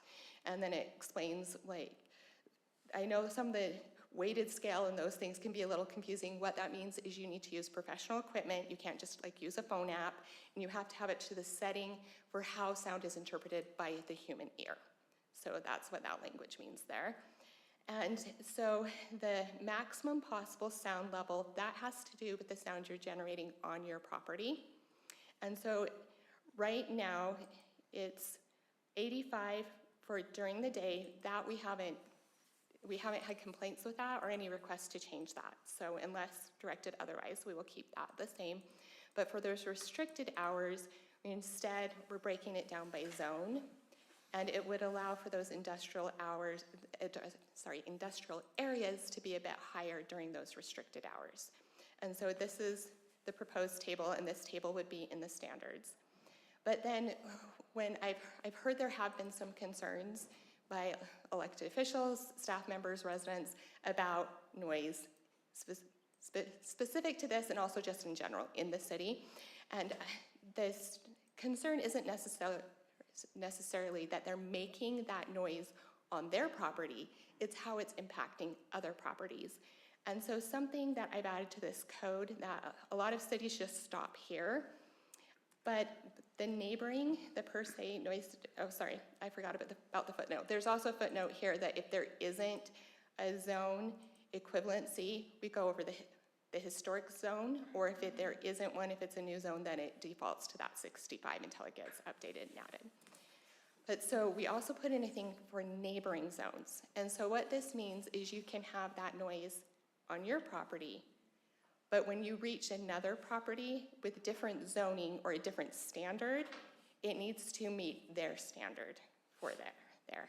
And then we've allowed for the city council to grant exceptions, because there's always a chance that there's something we didn't think about and we don't want to lose out on an opportunity because we have to go through the process of revising code. So now, are there any questions or concerns with any of those standards or code? Yeah, I have just in the staff report, the recommendation that you propose in that first statement is to change 8.5 to allow maximal sound levels of 75 decibels in industrial and light manufacturing during restricted hours. Yes. Right? Then there's a option, is Yes. that how I would? Yes. The second paragraph says the planning commission, if desires, if we can include that as a condition, this statement that it would say that who align the residential maximum sound levels with those permitted in comparable Utah municipalities, the following condition of approval may be included. So we could, that would, so that's specific to that table? Yes. This so- additional consideration for a condition as part of our recommendation? Yes, I Yeah. was going to dive into that next, so let Okay. me explain that a little bit better. Okay. Because where I noticed that we're a bit higher in the residential areas than some other cities, we haven't, I talked to neighborhood enforcement, and they haven't really had the 65 limit be an issue with the noise complaints that they've received.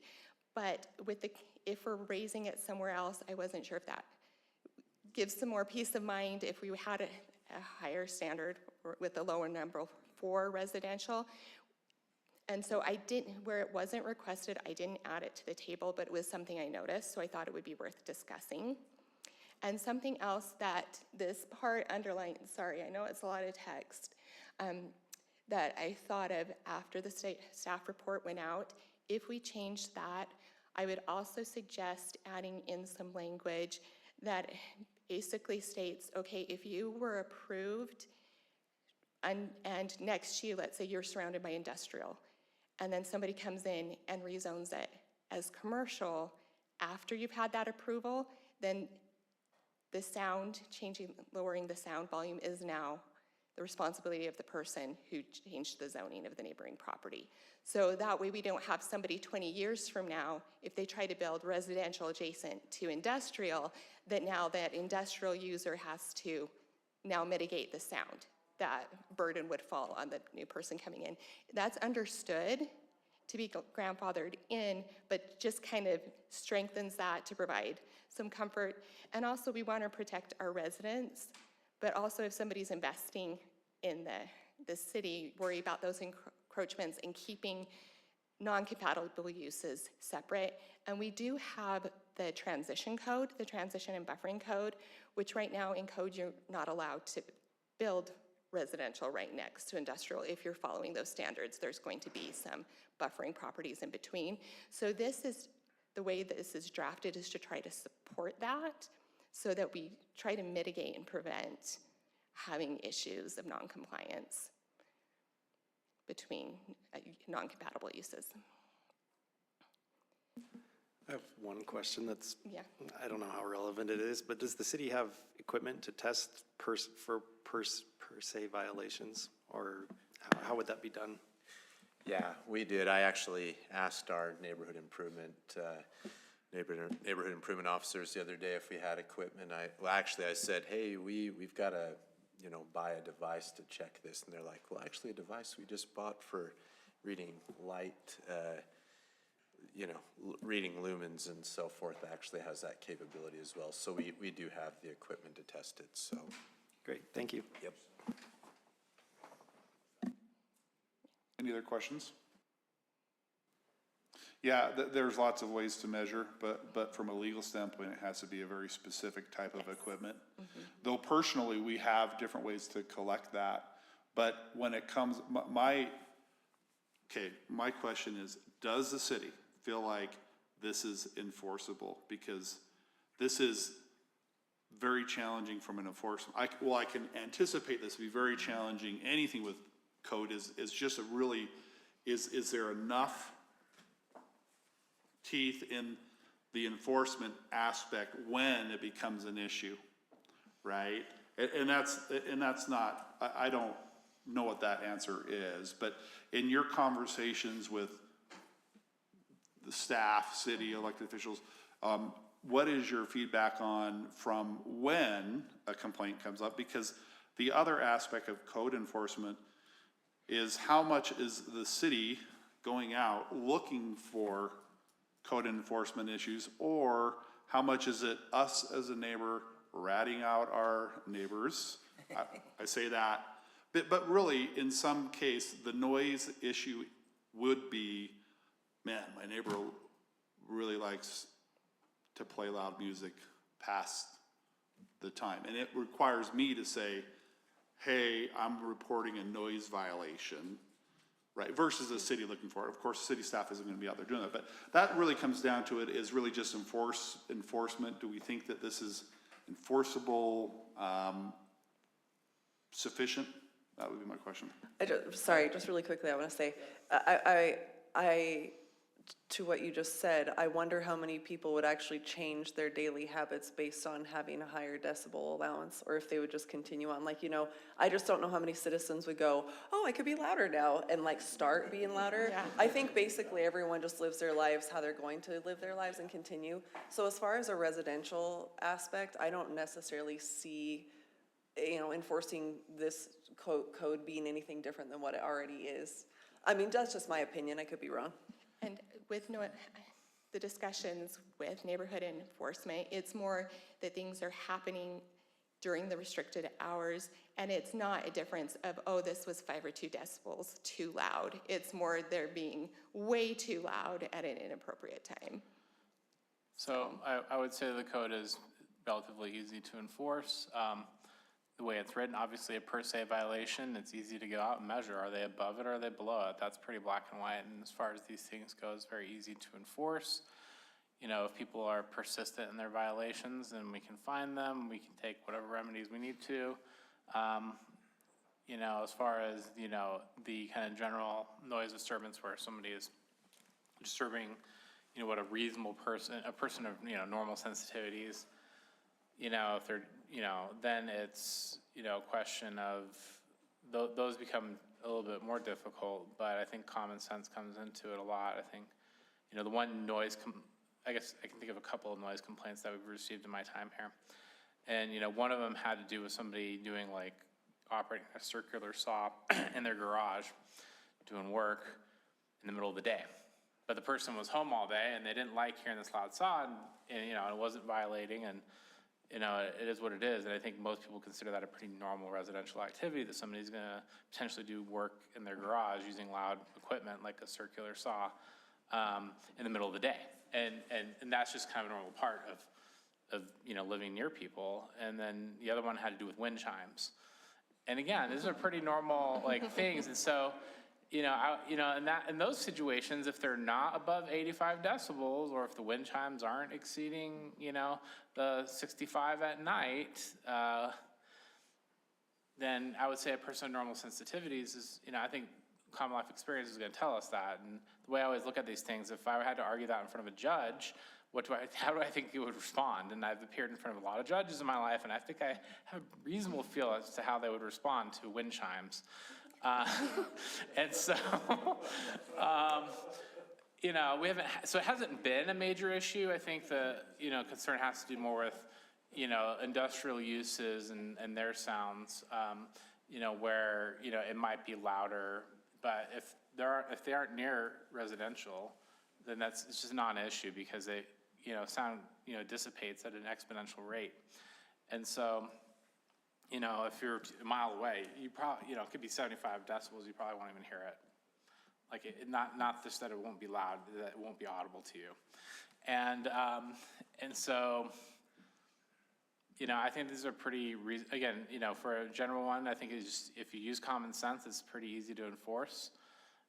Is this something outside of the norm of accepted activities? Then it's probably something that is not a matter of the person being just abnormally sensitive. And if it is just normal behavior that is accepted in society, then they probably are being overly sensitive. If somebody's mowing their lawn, if they're doing it at noon, it's probably okay. If they're doing it, at 10 o'clock at night, it's probably not okay. And so I think you don't need to measure on that.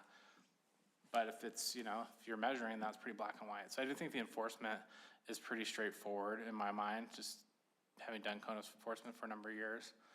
As far as, we typically, the other question, we typically do a complaint basis is how we enforce. There are some situations where, if code enforcement is out doing their enforcement activities and they see another violation, they might cite that. But do we patrol neighborhoods looking for violations? No. We have neither the resources, nor do I think people actually want us to do that. And so, if the public says they want to do that and they're willing to pay higher taxes, I guess that can be reconsidered. But I've never lived in a city where that was the case. So.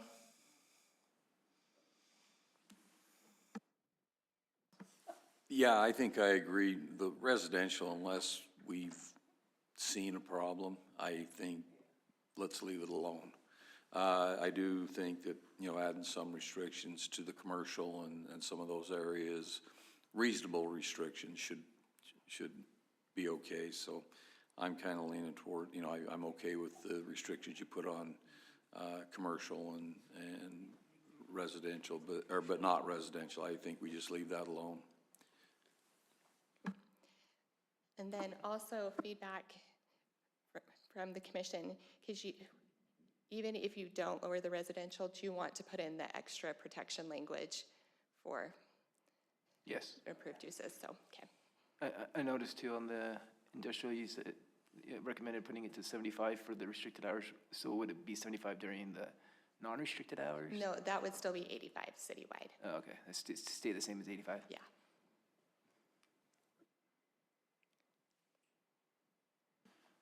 Okay, a good comment. Any other, I will just make a point that I do make sure that someone else has started their lawnmower on Saturday morning before 9 o'clock before I do, or my string trimmer, okay? I wasn't aware of the 9 a.m. thing, but I say, listen, I want to get out and mow lawn on Friday or Saturday. I was like, okay, I just need to listen. Okay, someone else has started, then I'm okay. But just a point of a matter that I wouldn't have thought about that. I would say that if you're doing it at 8:30, you're probably less likely to get a complaint than at 6 a.m. So. I will say my daughters violated that without knowing it. And my neighbors kind of complained, I'm like, sorry about that. But it was after 8 o'clock. Yeah. So I always thought 9 is such a weird time for the weekend. People want to get up and get going, you know, it's after 8 o'clock. I don't think that matters, but, so maybe that's something we look at in the future. But I do find it's interesting that this came up from an economic standpoint, maybe business not coming in, yet I see Saratoga's got a lot coming in, and they have the same numbers as us, so it's not restricting too much there. So it may not be as big a factor as maybe we think it is, but also there's certain businesses they're probably not getting in Saratoga as well that we could get instead if we modify that a little bit, which I think is smart, so.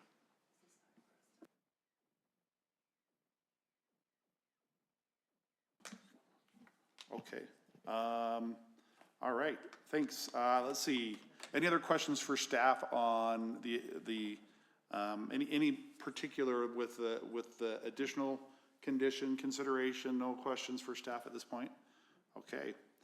Thank you for the presentation, the work on that. We'll go ahead and, this is is it a public hearing? Okay, sorry, public hearing. So this is a public hearing item, so we'll go ahead and open our public hearing at 7:48. Anybody would like to make a comment in the audience? Or has staff received any online chatter about this agenda that needs to be presented? Okay, hearing no comments for the public hearing, we'll go ahead and close that at 7:49. Now we can enter into discussion of commission. Any discussion within the commission itself? Yeah, I appreciate our economic development director looking at this. Again, we might be eliminating businesses before we even are aware. So I appreciate her bringing this forward.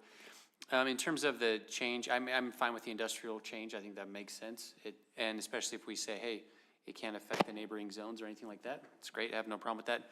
I like recommendation number 2. In here, I'm okay with that one. Number 1, I could go either way on. I mean, I think, like Marcus was saying, overnight, I don't know if neighbors tell the difference between 55, 65 decibels. If it's loud, it's loud. So I don't know if we necessarily need to include number 1, but I do like the changes that have been presented today, especially with number 2.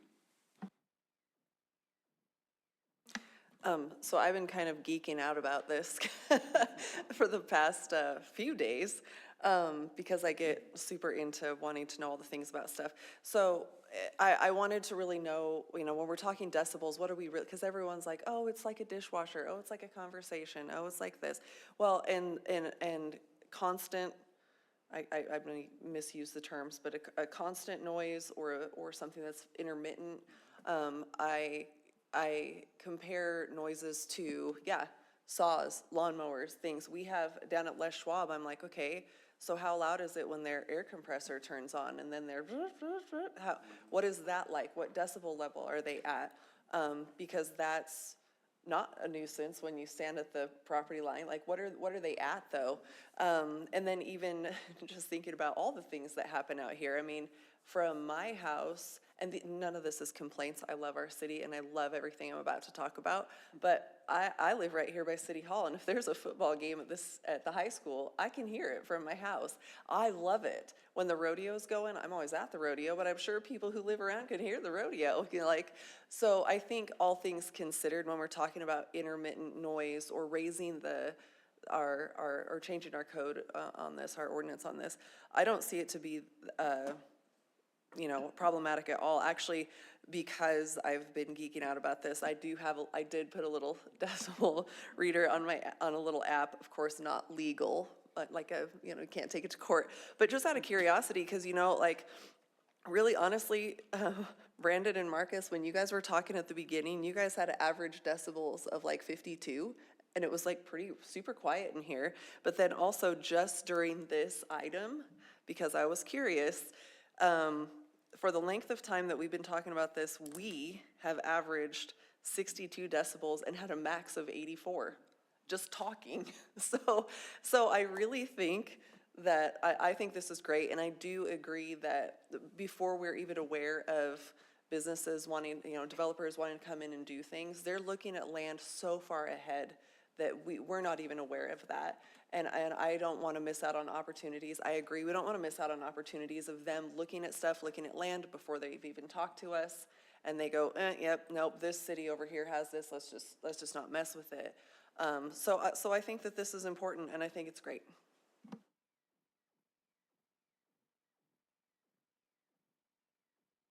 Any other comments or discussion? I guess I'd chime in. I'm not voting, but I would say that I probably would lean in favor of the residential, or the reduction in residential hours. I think it's unlikely and uncommon to have complaints, but when there are complaints, it would be nice to have, I guess, a little more ability to enforce it. That's kind of my general gist. I did have a very unfavorable experience while living in Provo many years ago, next to a party house, and it was unfortunate and difficult to get it fixed. So that probably taints my experience.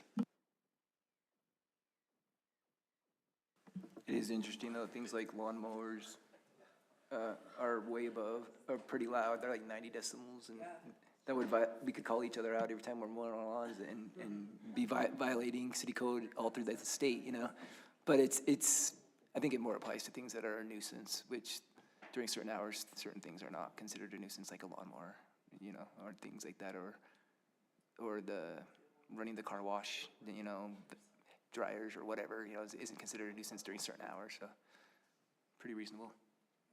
Commissioner Strong. Yeah, I think back to the residential thing, I think we leave it alone, because I guarantee you there's some kids that can hit 85 decibel without even thinking about it. So, where do you draw the line? A lawnmower, a kid, whatever, it's just, I think we're pushing it too hard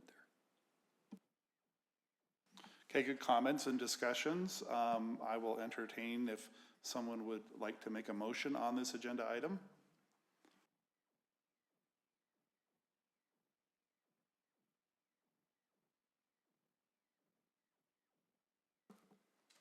And I'm assuming this is a recommendation, right? It says approval in here, but I think it's a recommendation, correct? Okay. Chair, I move that we forward a positive recommendation to the City Council for item 8C with recommendation number 2 included in here. I'll second that.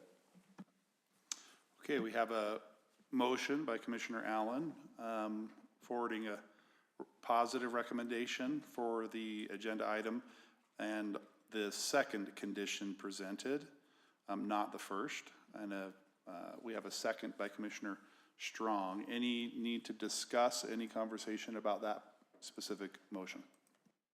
So does that motion include 1 and 2 or just 2? Just 2, okay. It includes just 2 as motioned. Okay, we will proceed with the vote. We'll start with Commissioner Allen. Yes. Commissioner Strong. Yes. Sorry, Commissioner Hess is yes. Commissioner Free. Yes. Commissioner Lane. Yes. All right, that motion passes. Thank you for your hard work and good discussion. I'll move to our next agenda item 8D.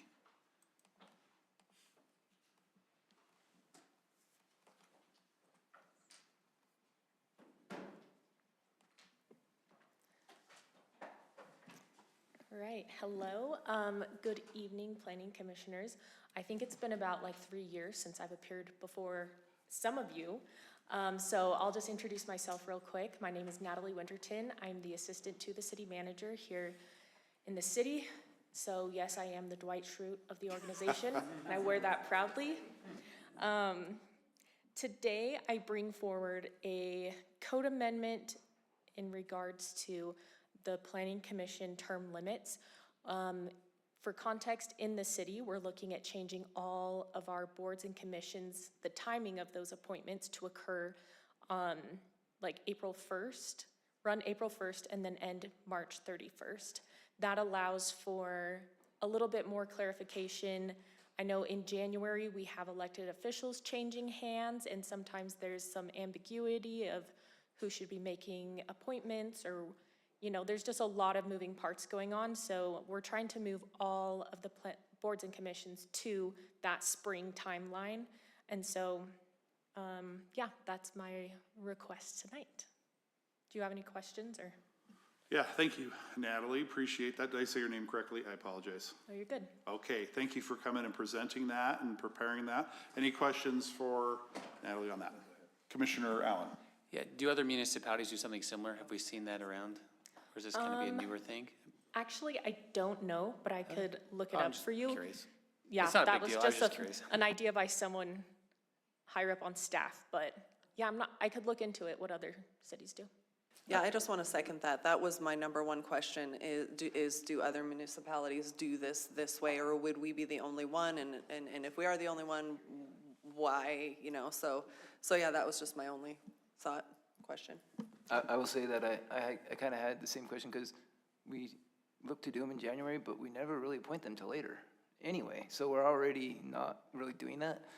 But I do have a concern with April because a lot of spring breaks happen in April, and that could conflict a lot of those people being there for their appointments.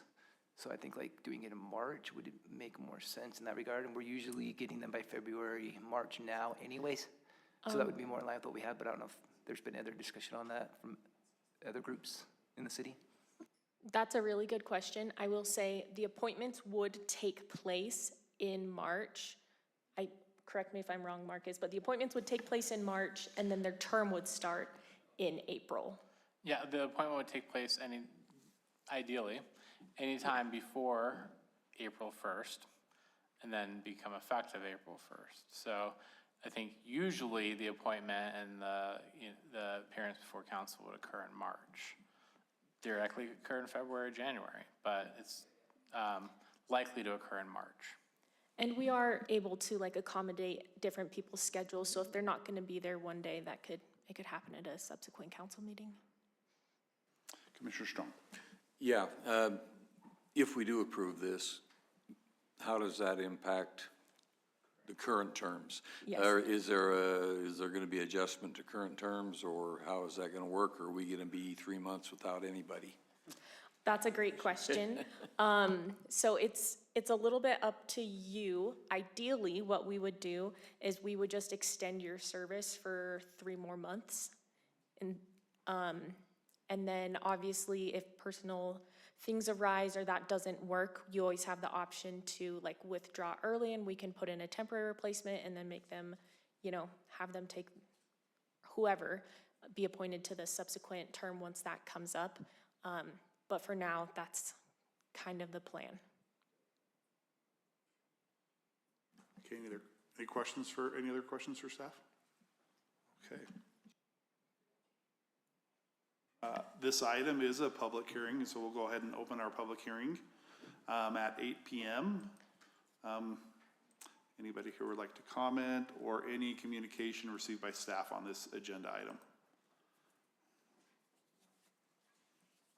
Okay, seeing no requested public comments during the public hearing, we'll go ahead and close the public hearing at 8 o'clock. And any discussion internally with the commission itself on this item?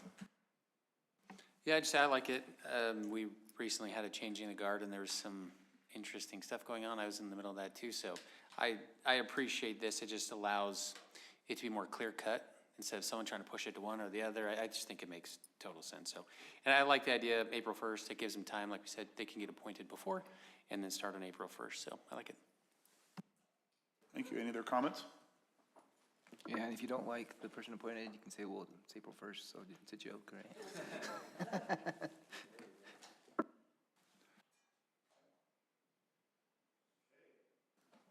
If there's no other discussion, I'll enter. Oh, sorry, I was just gonna say, I was really quickly trying to look up, you know, generally speaking, what do cities in Utah do, as far as appointing, and it just says early calendar, January, February. But then it does say that there's, I think it's Springville, and the thing I read, it says that they do it in April. It didn't mention anyone else. I guess my just biggest question is, I definitely understand the scuttlebutt that goes on during the beginning of the year and oh, we have a new mayor, oh, we have this, their new city council member, they're moving here. There's a lot of shifting and moving, and yes, I just, for me, I would just like to see more information on how does this look in other cities? Is it really a big deal? Is it a big deal for them? Is it a big deal for us? Like, you know, we're talking a few weeks. Is it necessary? Is it not? So I'm neither for nor against, just speaking. But I just would like to see what other cities are, what do they do and what is their thought process behind it? Just out of curiosity for myself. And I suspect it comes to a head on a election year, you know, mayoral, city council, having to appoint a city council. I think this year might have been the trigger for considering possibly that. But all that said, yeah, I don't necessarily have any concerns, or I wonder if there needs to be a consideration, I guess. If a motion is made, if there's a condition for how to handle the remaining time frame for current if that would just be handled at a future date, or if I don't think it necessarily needs to be part of a official. It's just the current appointments would end in January or December of a particular year, but that would be my only thought. But I don't really have any concerns. Yeah, I guess I would say if we were going to give this a, positive recommendation, that it would just maybe when you do take this to city council, to have more information, like just examples of other cities that this is how they do this. There's, just so that there's more well-rounded information. That's just what I would say. Yeah, I can definitely do that. And also we can begin like the advertising of it around the new year, especially because hopefully there'll be a lot of positions to fill, so that the timing with other cities is similar, but then as they're announcing positions, that also helps advertise our open positions if we do it a little bit later. But I will gather more information, have that available to our city council. And then as far as your point, we'll have the recorder's office be in touch with you guys about specifically how that all shakes out, timing-wise, yeah. Great. Any other discussion amongst the commission? Okay. I will entertain a motion for this item. I'll go ahead and make this motion. I make a motion that we forward a positive recommendation for agenda item 8D with the condition to provide some information regarding how other cities do it during a city council and when it's presented to city council. Second. Okay, I attempted to make that motion. Was it clear? Any questions on it? Okay, all right, okay. We have a motion by Commissioner Hess and a second by Commissioner Lane on this agenda item, and we will proceed with a vote. Commissioner Strong. Yes. Commissioner Hess is yes. Commissioner Free. Yes. Commissioner Lane. Yes. Commissioner Allen. Yes. Commissioner Allen. Okay, that vote passes. Great, thank you, everybody. That concludes our agenda item number 8 in our action agenda items. Any discussion items for agenda item number 9? I will just make a discussion as far as commission. Please, let's make sure to review our responsibilities when we can attend. Obviously, making sure we understand what constitutes a quorum. If you find yourself, knowing that you're gonna be out of town, if you'll email or text me just to give me a heads up. So we know that ahead of time. We just don't wanna be in a situation where we don't have a quorum for a planned meeting. And so just keep that in mind, and any information that the staff can provide us, that would be helpful too. Okay, any agenda item review? We have agenda item number 10, which is agenda review. Okay. Do you want to? Our next meeting will be, it's the 24th. Someone said the 24th, so I said the 24th, is that right? Okay, 24th. Commissioners, is anybody planning on being out of town that they know of? No. Okay, all right, let's proceed with the 24th. If you end up being out of town, please let me know. Thank you for that, and we're on agenda item, the favorite, number 12, adjournment. I will entertain a motion. I move we adjourn this meeting. Okay, all right, now I'm gonna make sure. Okay, second, so, okay, do I need to make a motion? Commissioner Lane, motion to, Yes. okay, we're gonna state, we got a motion by Commissioner Lane to adjourn the meeting, a second by Commissioner Allen, and we can proceed with a voice vote. All in favor? Aye. Yes. Aye? Yes, okay, all right, that passes. Thank you. Thank you for